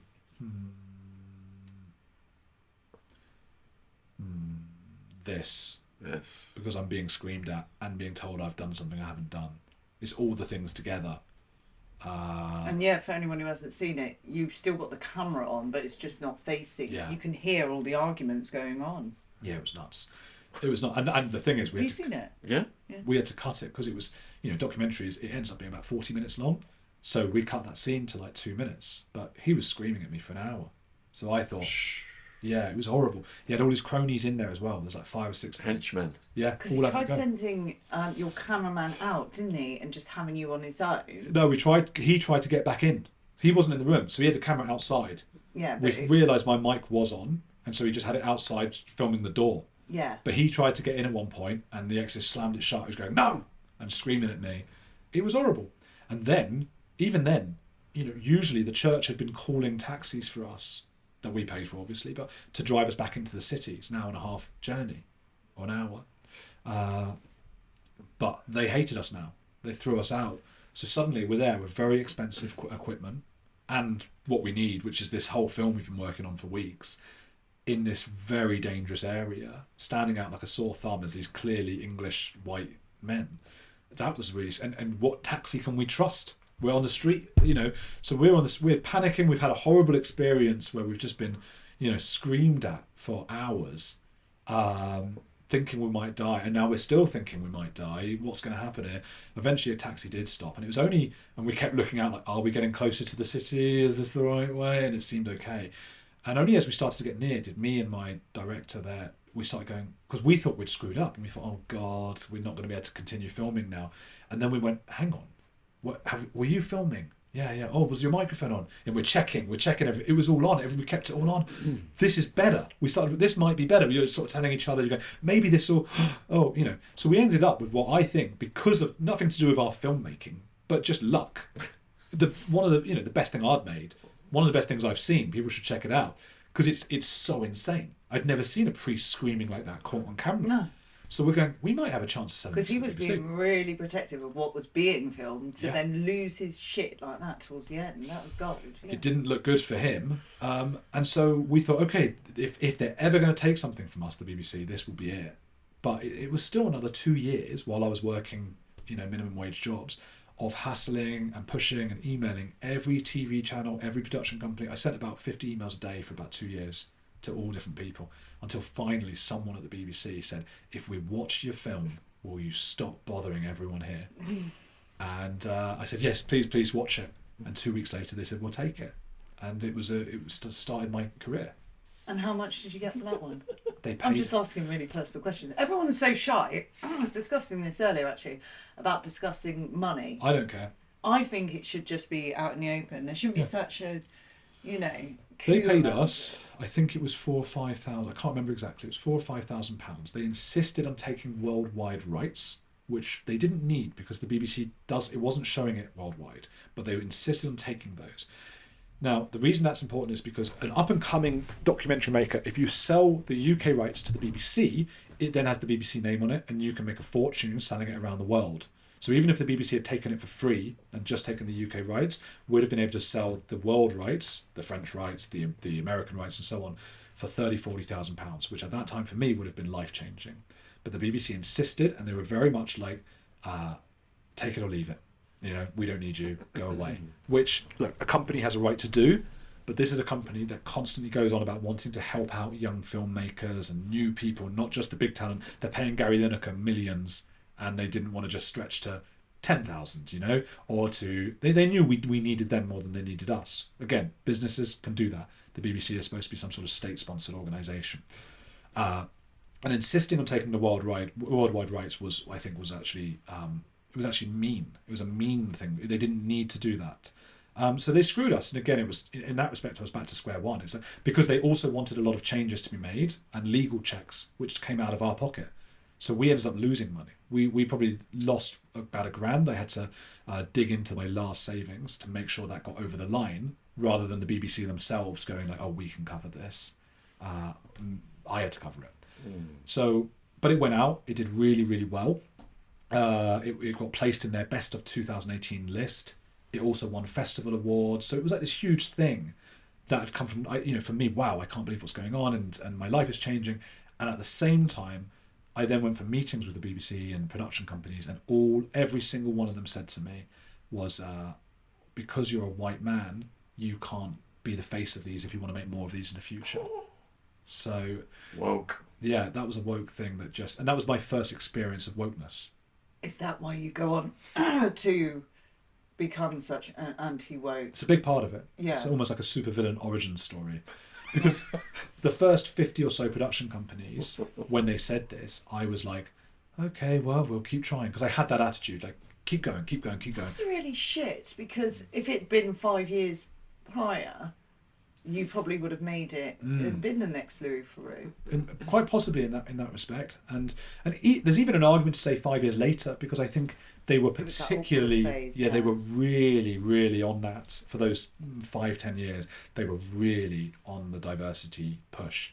And even by that point, it was already true that white men were vastly underrepresented on British TV across the TV channels. Already that was the point, which required a huge, what I would call illiberal push towards preferring people not based on their talent and hard work, but based on their skin colour. So, that was really sad. The first few times, fine. Maybe after a year it was okay, but this was 4 or 5 years. I'm still on minimum wage at this point, and all my friends from that posh school, they're doctors and this and that, and I'm like this minimum wage working online, trying to make, worrying about when I'm gonna, if I can pay my bills. And meanwhile being told, yes, we loved your documentary, it did great, you're good, you're definitely good enough to do this. I'd learned to speak 4 or 5 languages by that point so that I could do this job around the world. The ideas I brought to them were things like a Bolivian vigilante group that makes adulterers stand in anthills, or... Sorry. Yeah, they have to stand in anthills. Because in Bolivia... So you want the Bolivian... Right, break that down. Sorry, Bolivian vigilante. Cheating, you're going on an anthill. Yeah. What? You have to stand on an anthill, they bite your legs. That's a punishment. They need to bring that here. No. The thing is, in Bolivia, it's one of these places where they've got indigenous rights. So there's a certain human rights law or UN law that allows for a certain percentage or something of laws that are indigenous laws. So even though that would be a human rights abuse nowadays across most countries, it's considered an indigenous right for them to be able to, as a vigilante group, patrol their villages in that way. So it took years, but I got contacts in that vigilante tribe, these Bolivians, who I spoke to on the phone in Spanish, and I was able to get that. I got loads of contacts in Ecuador, where gay conversion had been made illegal, which a lot of people think is a very good thing, because you shouldn't have therapists trying to convert gay people and make them straight or whatever. But it was actually a bad thing, because it meant that what previously was happening was gay people their parents would make them go and see a therapist who would say, oh, you're not really gay, which is horrible. But once it was outlawed, it was pushed underground. So then a whole mafia sprung up around this.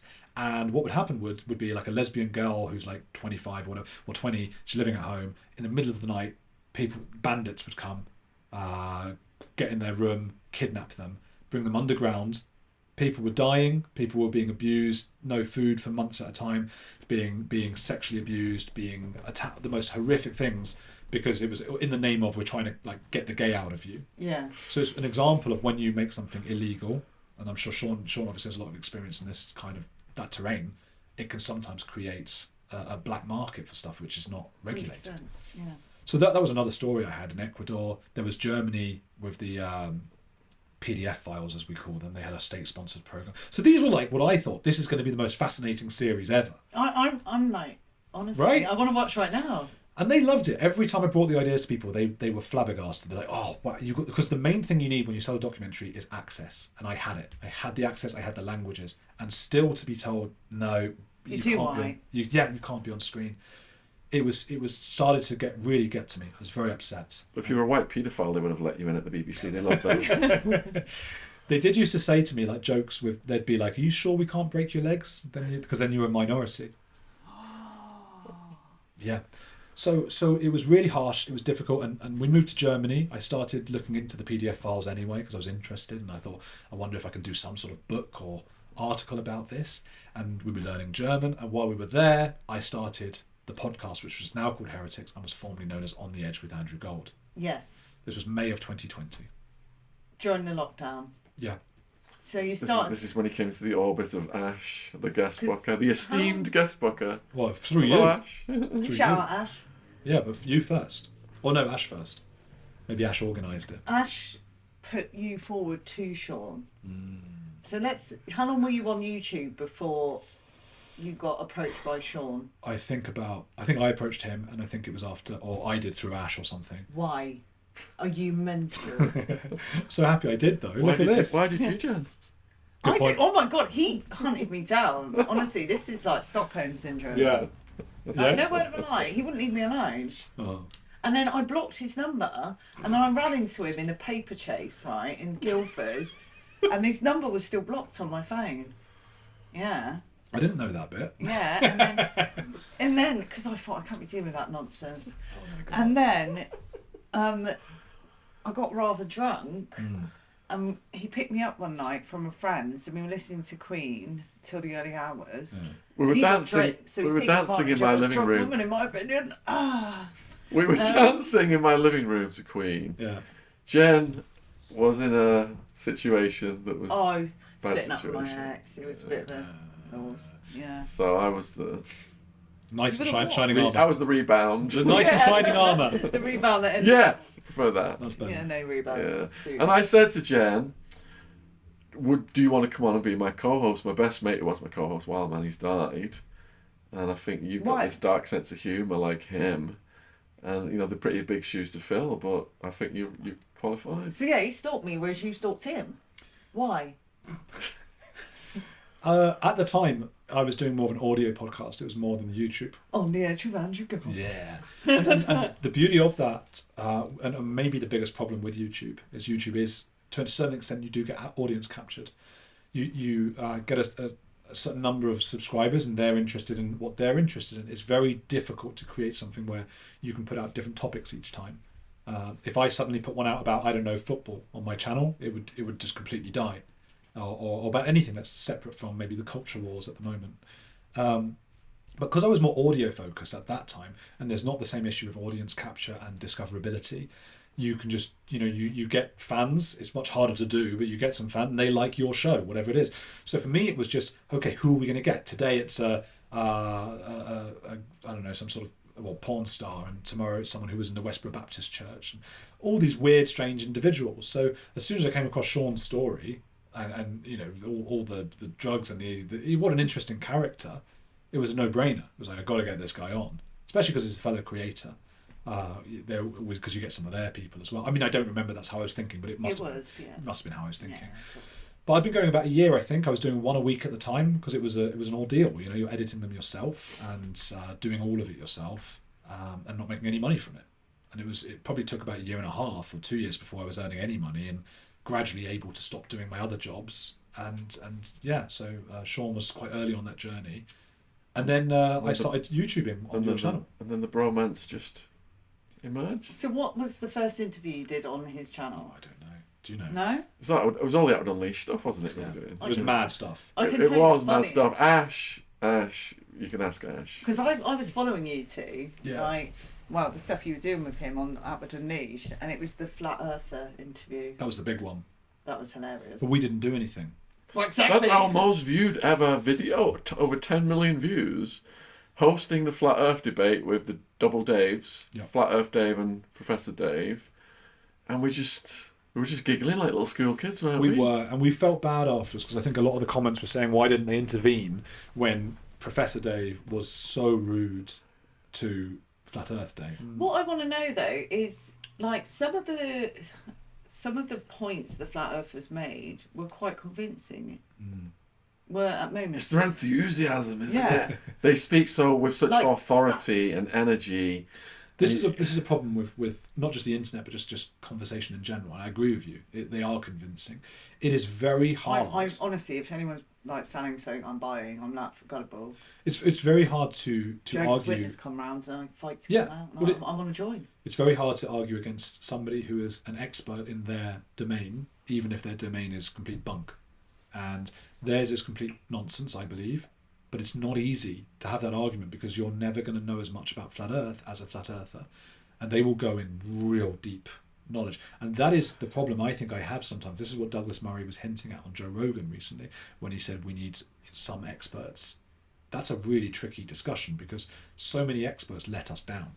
COVID, a million other things, they really let us down. But there's a technique in stockbroking a sales technique called blinding the customer with science. So if you know more about a subject than the customer, you throw all these highfalutin words at them, they think, yeah, authority, buy, this guy knows what he's talking about. That's it. It's really tough. But you need actual experts, so people who have studied the Earth, who geologists, to tell you why flat Earth is wrong. There are experiments you can do, but I can't bloody do them. You know, we can't do them. So how do you have that argument with the flat earther? Whereas somebody who's a geologist, or just someone who's good with lasers and things, you do a laser across a lake and it bends or doesn't bend or something. Curves, yeah. There are ways to do it, but you know, flat Earth is so ridiculous. I'm just picturing this flat Earth like orbiting around the sun now. I don't think it does though. In their theory, it's just a flat Earth. The Earth is the centre.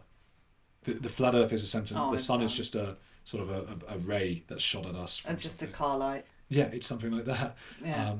But look, this, you know, I talk about wokeness and all those things. This is a problem because flat Earth is so ridiculous, and yet it's still, when you listen to their arguments, it's actually fairly convincing. So what about, you know, trans stuff like that, right? That's a man can be a woman because of whatever. It's very hard. You need to know a lot of science to tell them why that's wrong. And everyone bought it. They didn't buy the flat Earth, but they bought the trans thing. The COVID vax, I don't know enough about it still. I know you guys would say it didn't work and we listened too much to scientists, but we definitely listened too much to them telling us to sit inside. I mean, that's turned out to be utter rubbish. Douglas Murray's really controversial and viral right now, isn't he? Well, I just interviewed him on Heretics. You've seen all the blowback he's getting right now. He's getting a lot. You haven't visited the country! How can you have an opinion on it? Oh! He did say that. I think, look, there's an argument that he could have done it differently. He could have turned up and said, look, Joe, ask us questions. I've got expertise here. I'll tell you why Comic Dave is wrong.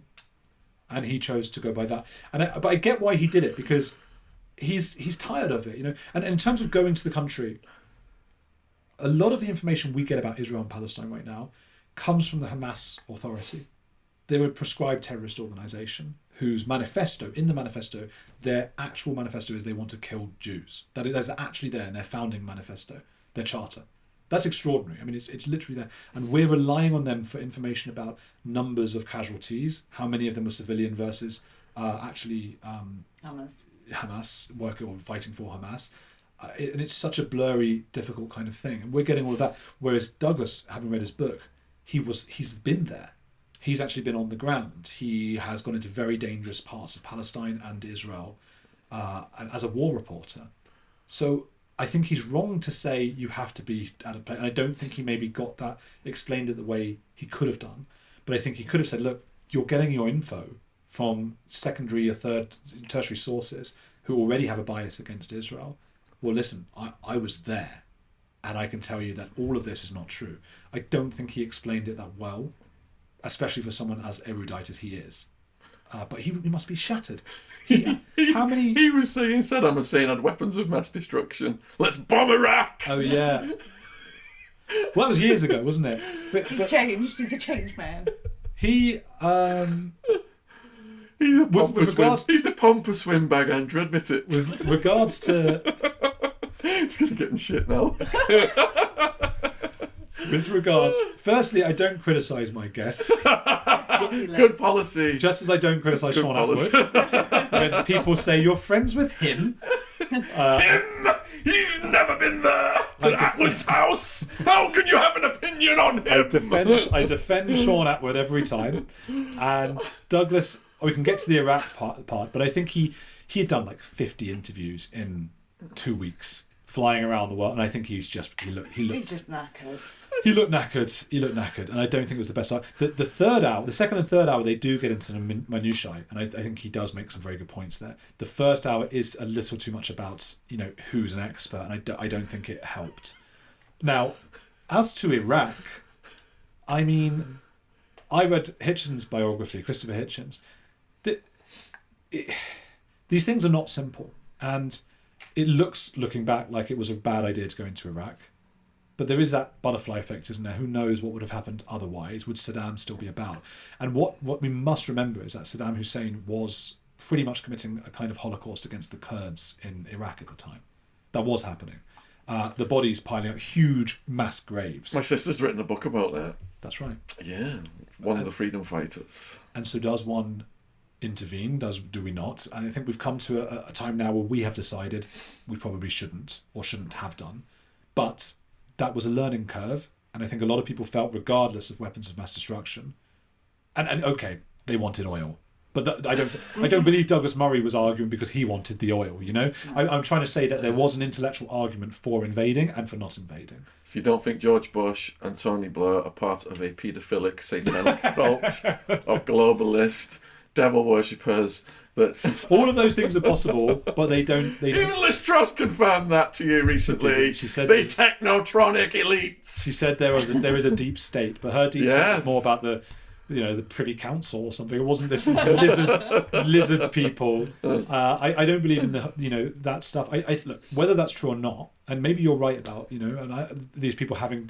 I mean, to become a prime minister of any country or president, you probably have to have some element of psychopathy. Sell your firstborn. Yeah, well, maybe. So that stuff, I'll put that there for a second. But I just on Christopher Hitchens and Douglas Murray, they are going to get things wrong. It probably was wrong, but I think that we do now forget there was an intellectual and a moral argument to invade Iraq, even if it has much later been proved. There always is, and they've got the same pompous windbags out now saying, Iran's got weapons of mass destruction. Exactly the same people saying it as they said about Iraq. But what if they do?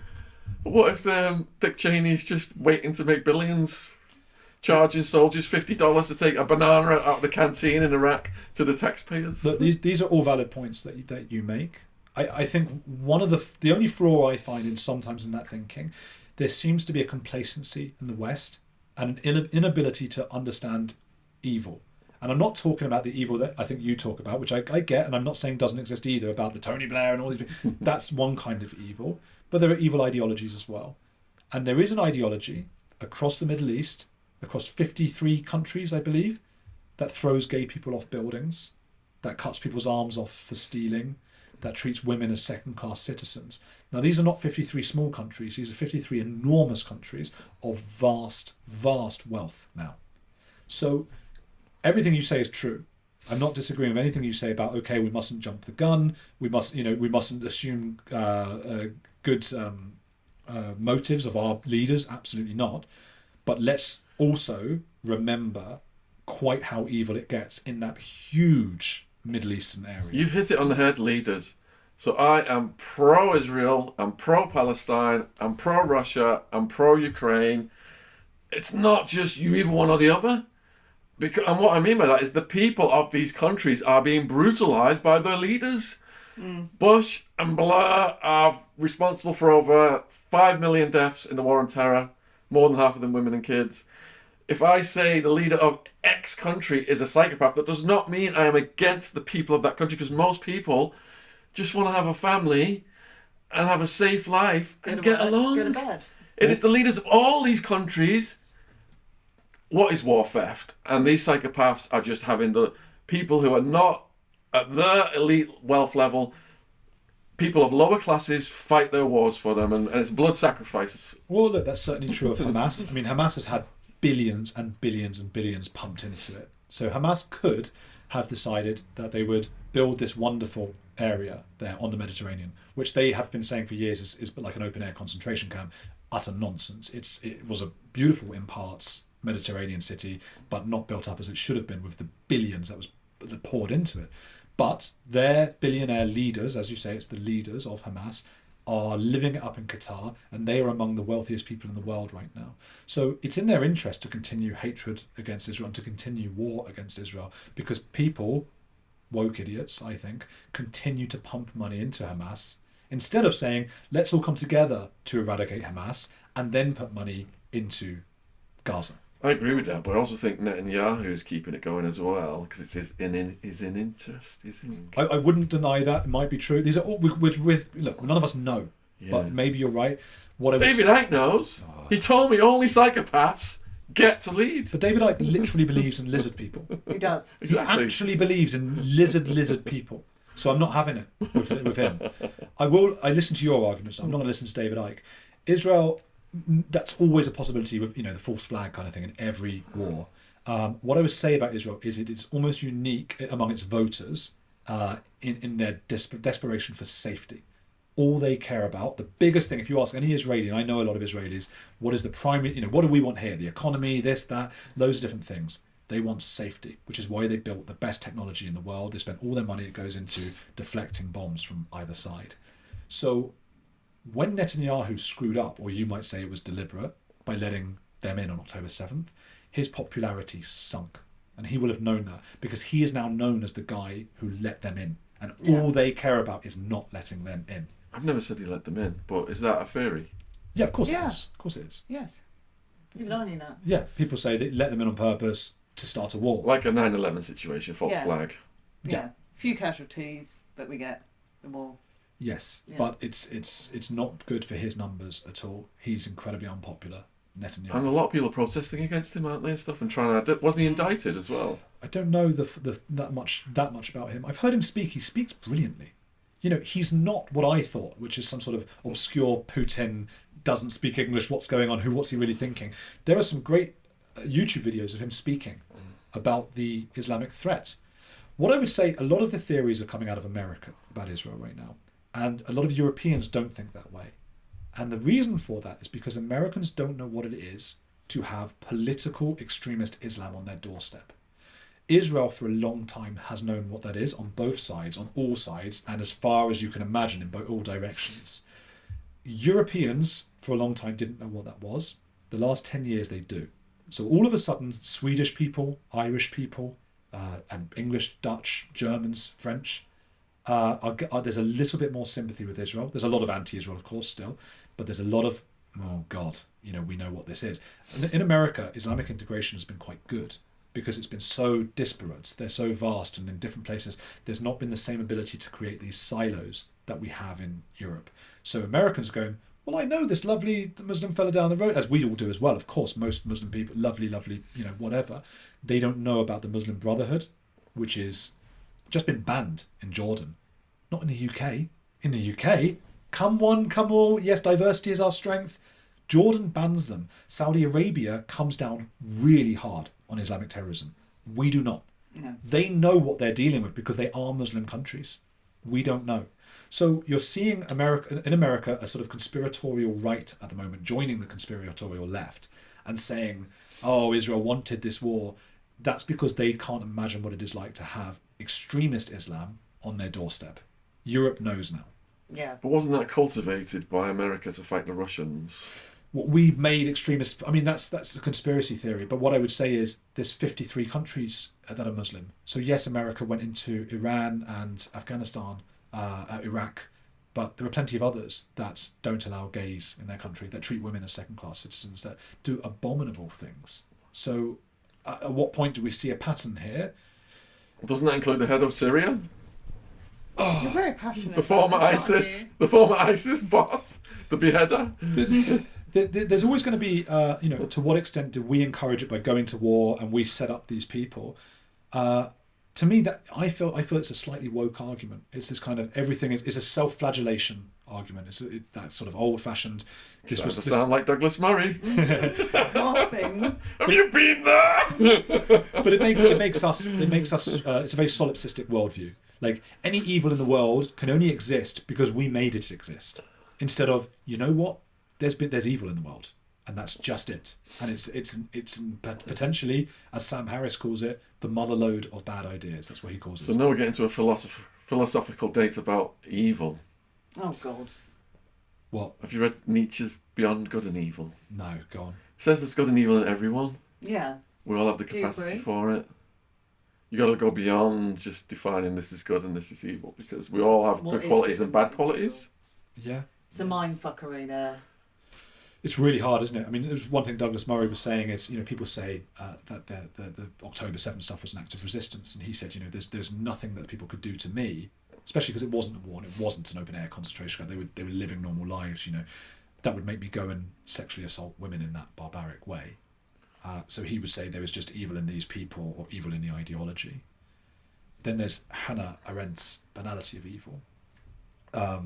And everyone disagrees. Is evil a thing that is just like we have it in us? Does that correspond with the banality of evil theory? Hitler was good to his dog. Yeah, well, absolutely. What's his dog called? Goldie. Goldie or Blondie? That's was it Blondie? Oh, I'm Goldie. Goldie! I think... Freudian slip. It's... So I feel bad. It's disgusting that all those ravers got killed. Absolutely shocking to me as a raver on that day. But I also feel bad that the bombing is continuing and all these little kids are getting killed now. It's the kids I see on the... I don't want to take sides. I see leaders of psychopaths organising all this stuff. Yeah. And it's horrific that it falls on the public, the cost of it. But how much of it is propaganda? How much is propaganda is the first question. Both sides always have propaganda. Have you heard of Pallywood? So Pallywood is Palestinian Hollywood.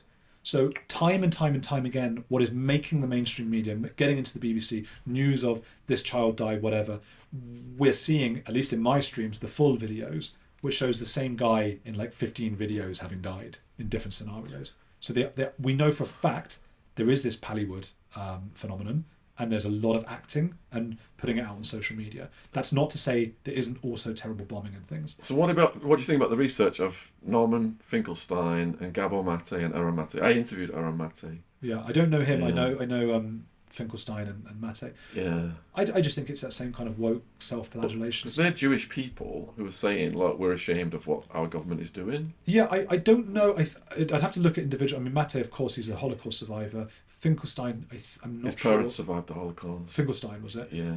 I mean... Don't you watch Piers Morgan since he bumped you off? He bumped me off. I went on his show. I did a great job. Never invited you back. I don't think I was great on that.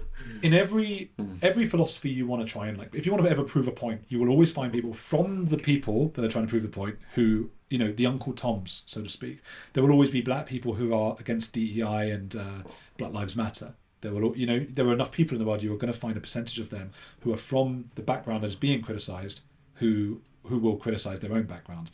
Now, in the war, in the Holocaust, this happened. They were called capos. So the capos were the Jews who took sides with the Nazis and who ended up being leaders of the ghettos and basically sold everyone out. So in Jewish culture, it is the worst thing you can call someone is a capo. Somebody who is, not a capo as in a mafia capo, but it's the same word. Somebody who is so cowardly that it is a way to say to everyone, these people are all bad, but I'm not one of them, I'm better than them. And that's not in itself proof, like, hang on, but this person's Jewish, so he's even saying it's bad. Look, of course it doesn't look good, and of course the one Jewish country doing these kinds of things, it's terrible to watch. But we blame Hamas, because Hamas hides children in front of their ammunitions.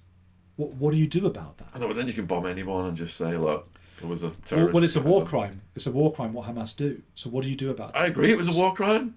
But I don't think killing kids every day is a good response. Well, again, we're getting that from Pallywood, but look, children will die. Israel is unique in how it sends out warnings beforehand that they're going to bomb a place which they think is an ammunitions place. So it sends out warnings. The Hamas, unfortunately, prevent their people from leaving because they want them to die. They are a terrorist death cult. And they're honest about that. The biggest terrorist death cult was Tony Blair and George Bush. Oh, for God's sake. 5 million dead, collateral damage, more than half of them women and kids. Yeah, but that's not even 1% of the that's number 100 times more than what they're saying Hamas has done.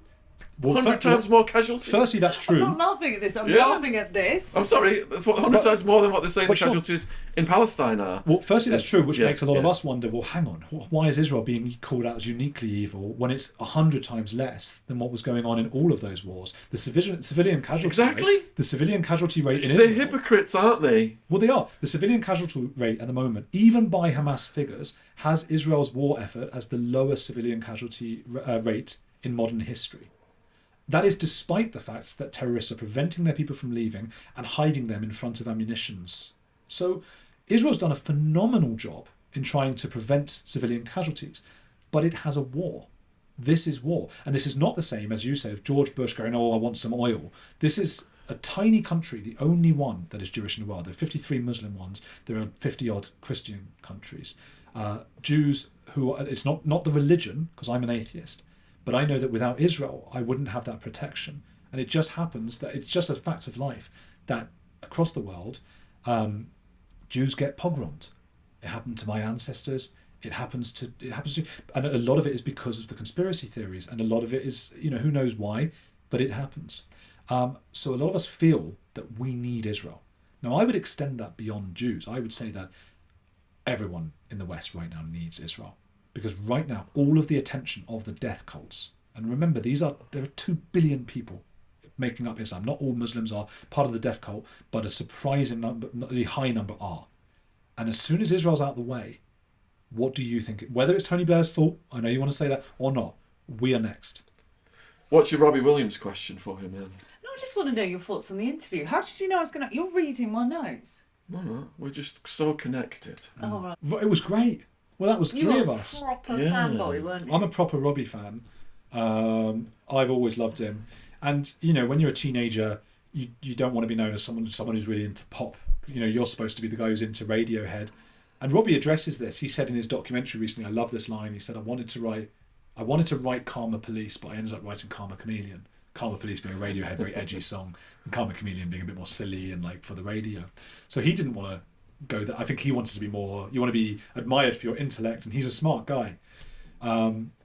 Yet there is something about his pop music, which is pop music, that is really good, and good lyrics, and he's a really intelligent guy.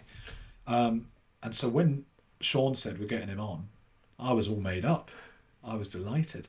And he sat with us, and we thought, you know, I usually get a bit, I feel bad. I go, oh God, it's been an hour, we should leave him alone. But it was Sean's show, you know, so I couldn't say that.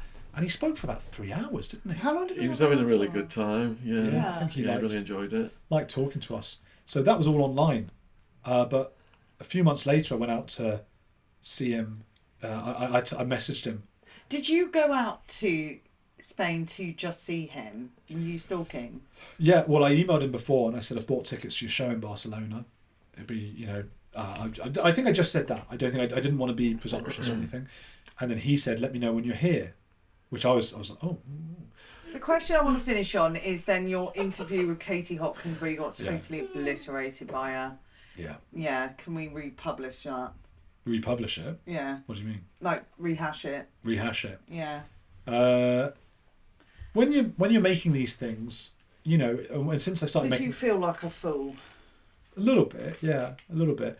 There's loads of things going on. You know, humans have complex emotions, so there's loads of things going on at once. And yeah, one is probably feeling a little bit, oh gosh, I'm being caught out here with Katie. And another is going, hang on, she's being really unfair to me here, but I don't want to get dragged into having a slanging match. So that's the second emotion going on.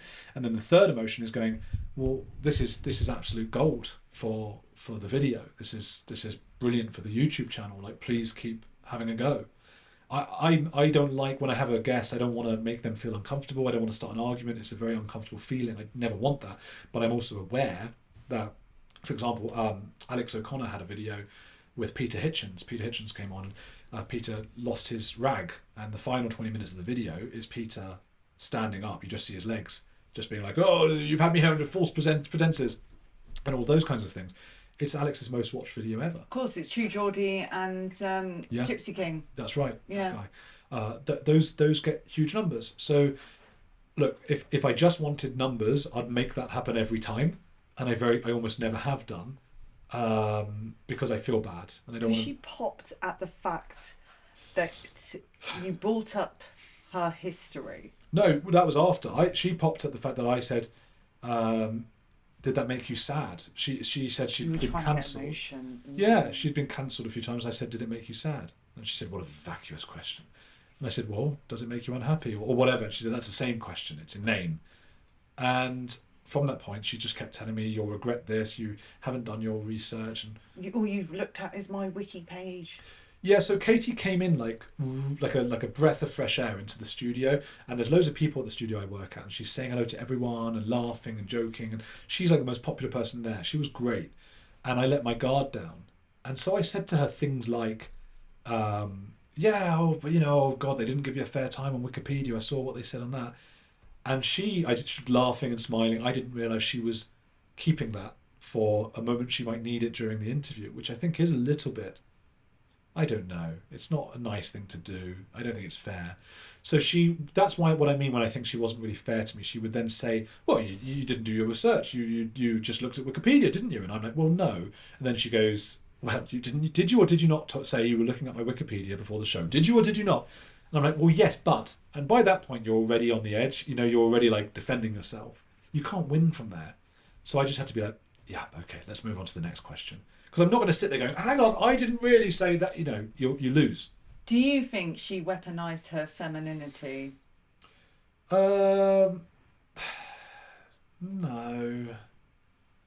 Maybe in that being extra nice and then being sneaky like that. Yeah, it might be something about my question just pissed her off that day. It's that face. No, something about my face. No, but maybe it does. Maybe it reminds her of someone she knows she doesn't like. But by the end we were getting on fine, and then when we left she was absolutely fine, so I feel like we're fine. But she was great. Look, she was great. She was entertaining, she was really interesting, she's really bright, she's very clever, and a lot of the stuff she says I'm completely on board with. So, and I'm happy she had a go at me. Look, I made the title Katie Hopkins Destroys Me. Monetise that, rightly so. It's just, that's what people want to see. And then she said things like, oh, that's very brave of you to put that, you know. And I'm thinking, look, I think her fans came away going, yeah, she did. And mine came away going, I don't think so at all. A lot of people did come away saying they lost respect for her and that they thought she was, the way she argued was bad faith arguing. And that was the overall impression. Most people who come up to me now in the street and say, oh, I saw your Katie. Yeah, she was really quite cruel or mean and it didn't make... You know, and some people will think that she was good as well. It doesn't matter. What matters is people got to see two people who agree on a lot and disagree on other things, have a real go at it with each other, and it made for a great episode. And that's what you seem to enjoy on your channel, is healthy debates. Yeah, including woke debates. It's hard to get them though. It's hard to get people on the other side, the woke people, to come on. They just refuse to debate. I mean, Sean and I just had this debate, didn't you? Know, he was going on about Israel. Yeah, that was quite sexy. It was sexy. It was great. We were able to do it, and nobody then feels bad about the other person. Nobody doesn't like the other person. So I don't know why we can't just do that more often. But this is the problem with wokeness on both sides, I think. This kind of emotional reaction, and they can't just disagree for a bit and then go for a drink, you know? And I think that's a huge loss for our society. So if you think you could change society with a magic wand, how would you do so? I'd make people be able to have conversations with people from the other tribe. People talk about empathy, right? And they think empathy means seeing dead children and feeling sad. But we all feel sad when we see dead children. It's terrible. I mean, that's something deep inside us hurts when we see that. Having real empathy is being able to understand that what the other person's argument might be and why they think the way they do. And we are really bad at that. Yeah. That makes sense. Evolutionary biology, it makes sense. I mean, if you are in your group, in your tribe, 200,000 years ago, walking around hunting, and then somebody comes over with an idea that isn't necessarily a bad idea, but it's an idea that your guys don't like, and you go, oh, interesting, you get killed by your tribe because you've joined this other thing. You get thrown out. So we've learned evolutionarily to go with other ideas, bad people, to go, no, they're the bad people, don't listen to them. And I think it's unfortunately not good for us. No. So what do your followers mean to you? I find that a really interesting question because Sean asked me that and I said, oh, I'm not going to say that on camera. No, I'm not daft. Go on. Well, everything. They're so different. That's the thing. They're all so different. Can you remember your excitement when you started gathering? Yeah, it was mad. It was mad. The first month of On the Edge with Andrew Gold, it was only the audio podcast, and I had 4 listeners in the first month. Aww. 4 people, and I think probably they were my mum and me and a friend or whatever. And now we've got, it's a new channel. It's only a year old, Heretics, but you are literally smashing it. It's got 388,000 subscribers at the time of recording. It goes up by about 1,000 a day. And to just even imagine that many people. Is that because at the start of the podcast you talk about the subscriber count like Stephen Bartlett does? I've started doing that recently. I have noticed. And it's very effective. It is though. Like I saw Stephen do that. I know. To give you an idea, because people do in the comments, they go, oh, you're begging for subs or whatever. No, I think, no, I don't disagree. It's a fantastic way to, because subscribing is free. And anyone watching this, if you're not subscribed, subscribe to my channel. Come on, mate. I've got like 1,500. I know at one point it will probably pop to 1 million. 1,500 overnight. Yeah. Imagine that if I overtook Sean. Sean's at like 950 now. He'd be jealous. 954, and then overnight I got 1 million. Come on, guys, please subscribe. He would be jealous. That would be but it's amazing. The difference is if you get a video that gets like 200,000 views, say, which a lot of my videos get to, Without that thing at the beginning, we get an extra 100 subscribers from that. With it, we get 2,000. What? Yeah. Now, I don't put it in every video because I don't want people getting tired of that. You know, seeing it over and over. Oh, God, get off. And you are risking the video retention time. Because if people are watching an hour of your video, a lot of them are going to skip your 30-second thing. So they're watching slightly less and your video won't do as well. However, if you want subscribers, which don't matter that much really, because as long as people are watching, it doesn't matter if they subscribe or not really. No. But it's a vanity metric. It's a way to say to big guests. Oh, it's the sponsors as well. They look at your subscriber count. They look at it. They shouldn't. They should look at how many views your videos get. But that's why we do it, and it reminds people, and it grows. But we've only started doing that recently, so we were at like 360,000 already. The subs. They like the channel because I think because I can have those conversations without being emotional. I can have someone like Sean telling me he thinks I'm wrong and whatever, and just go, interesting. And I think I'm a friendly face of the anti-woke movement. Yeah. Because people want to think they're good people, and they are good people. And they don't want to go online and follow someone who's like, oh, look at these trans people. They want to see themselves reflected in their YouTuber. And in my case, that's me going, extend respect and love to these people. They're obviously, they're not feeling well. There's something not right going on. But it is just a fact they are not the opposite sex and they can't go into women's bathrooms. And I think people like being able to watch and subscribe to a channel that speaks sense in that way. So hopefully that's what that is. So Andrew, what is the end goal? Death. Your biggest fear. I know.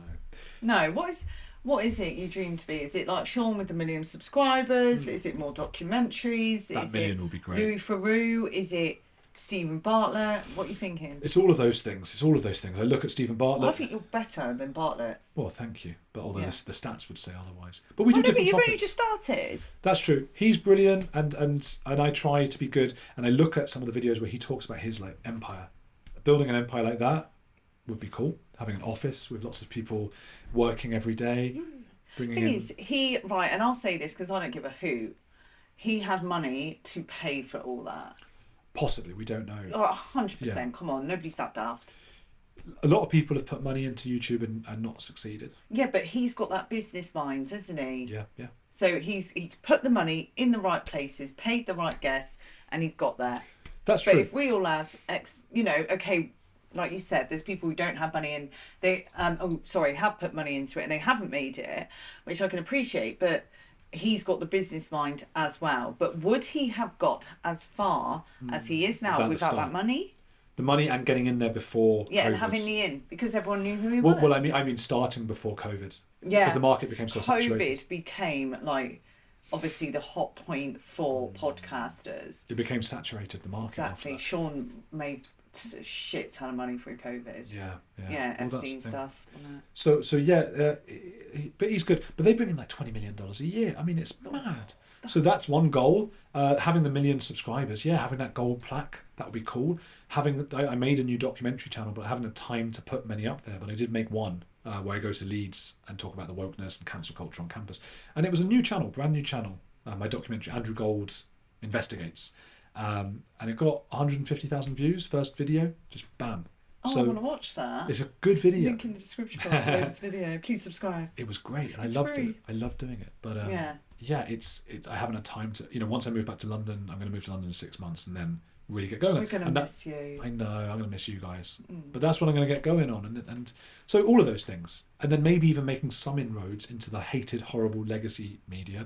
I don't mean the BBC, screw them, but I mean Talk TV and GB News, having some time to go and make things with them, have one foot in that, one foot in another, and having a family and a nice life.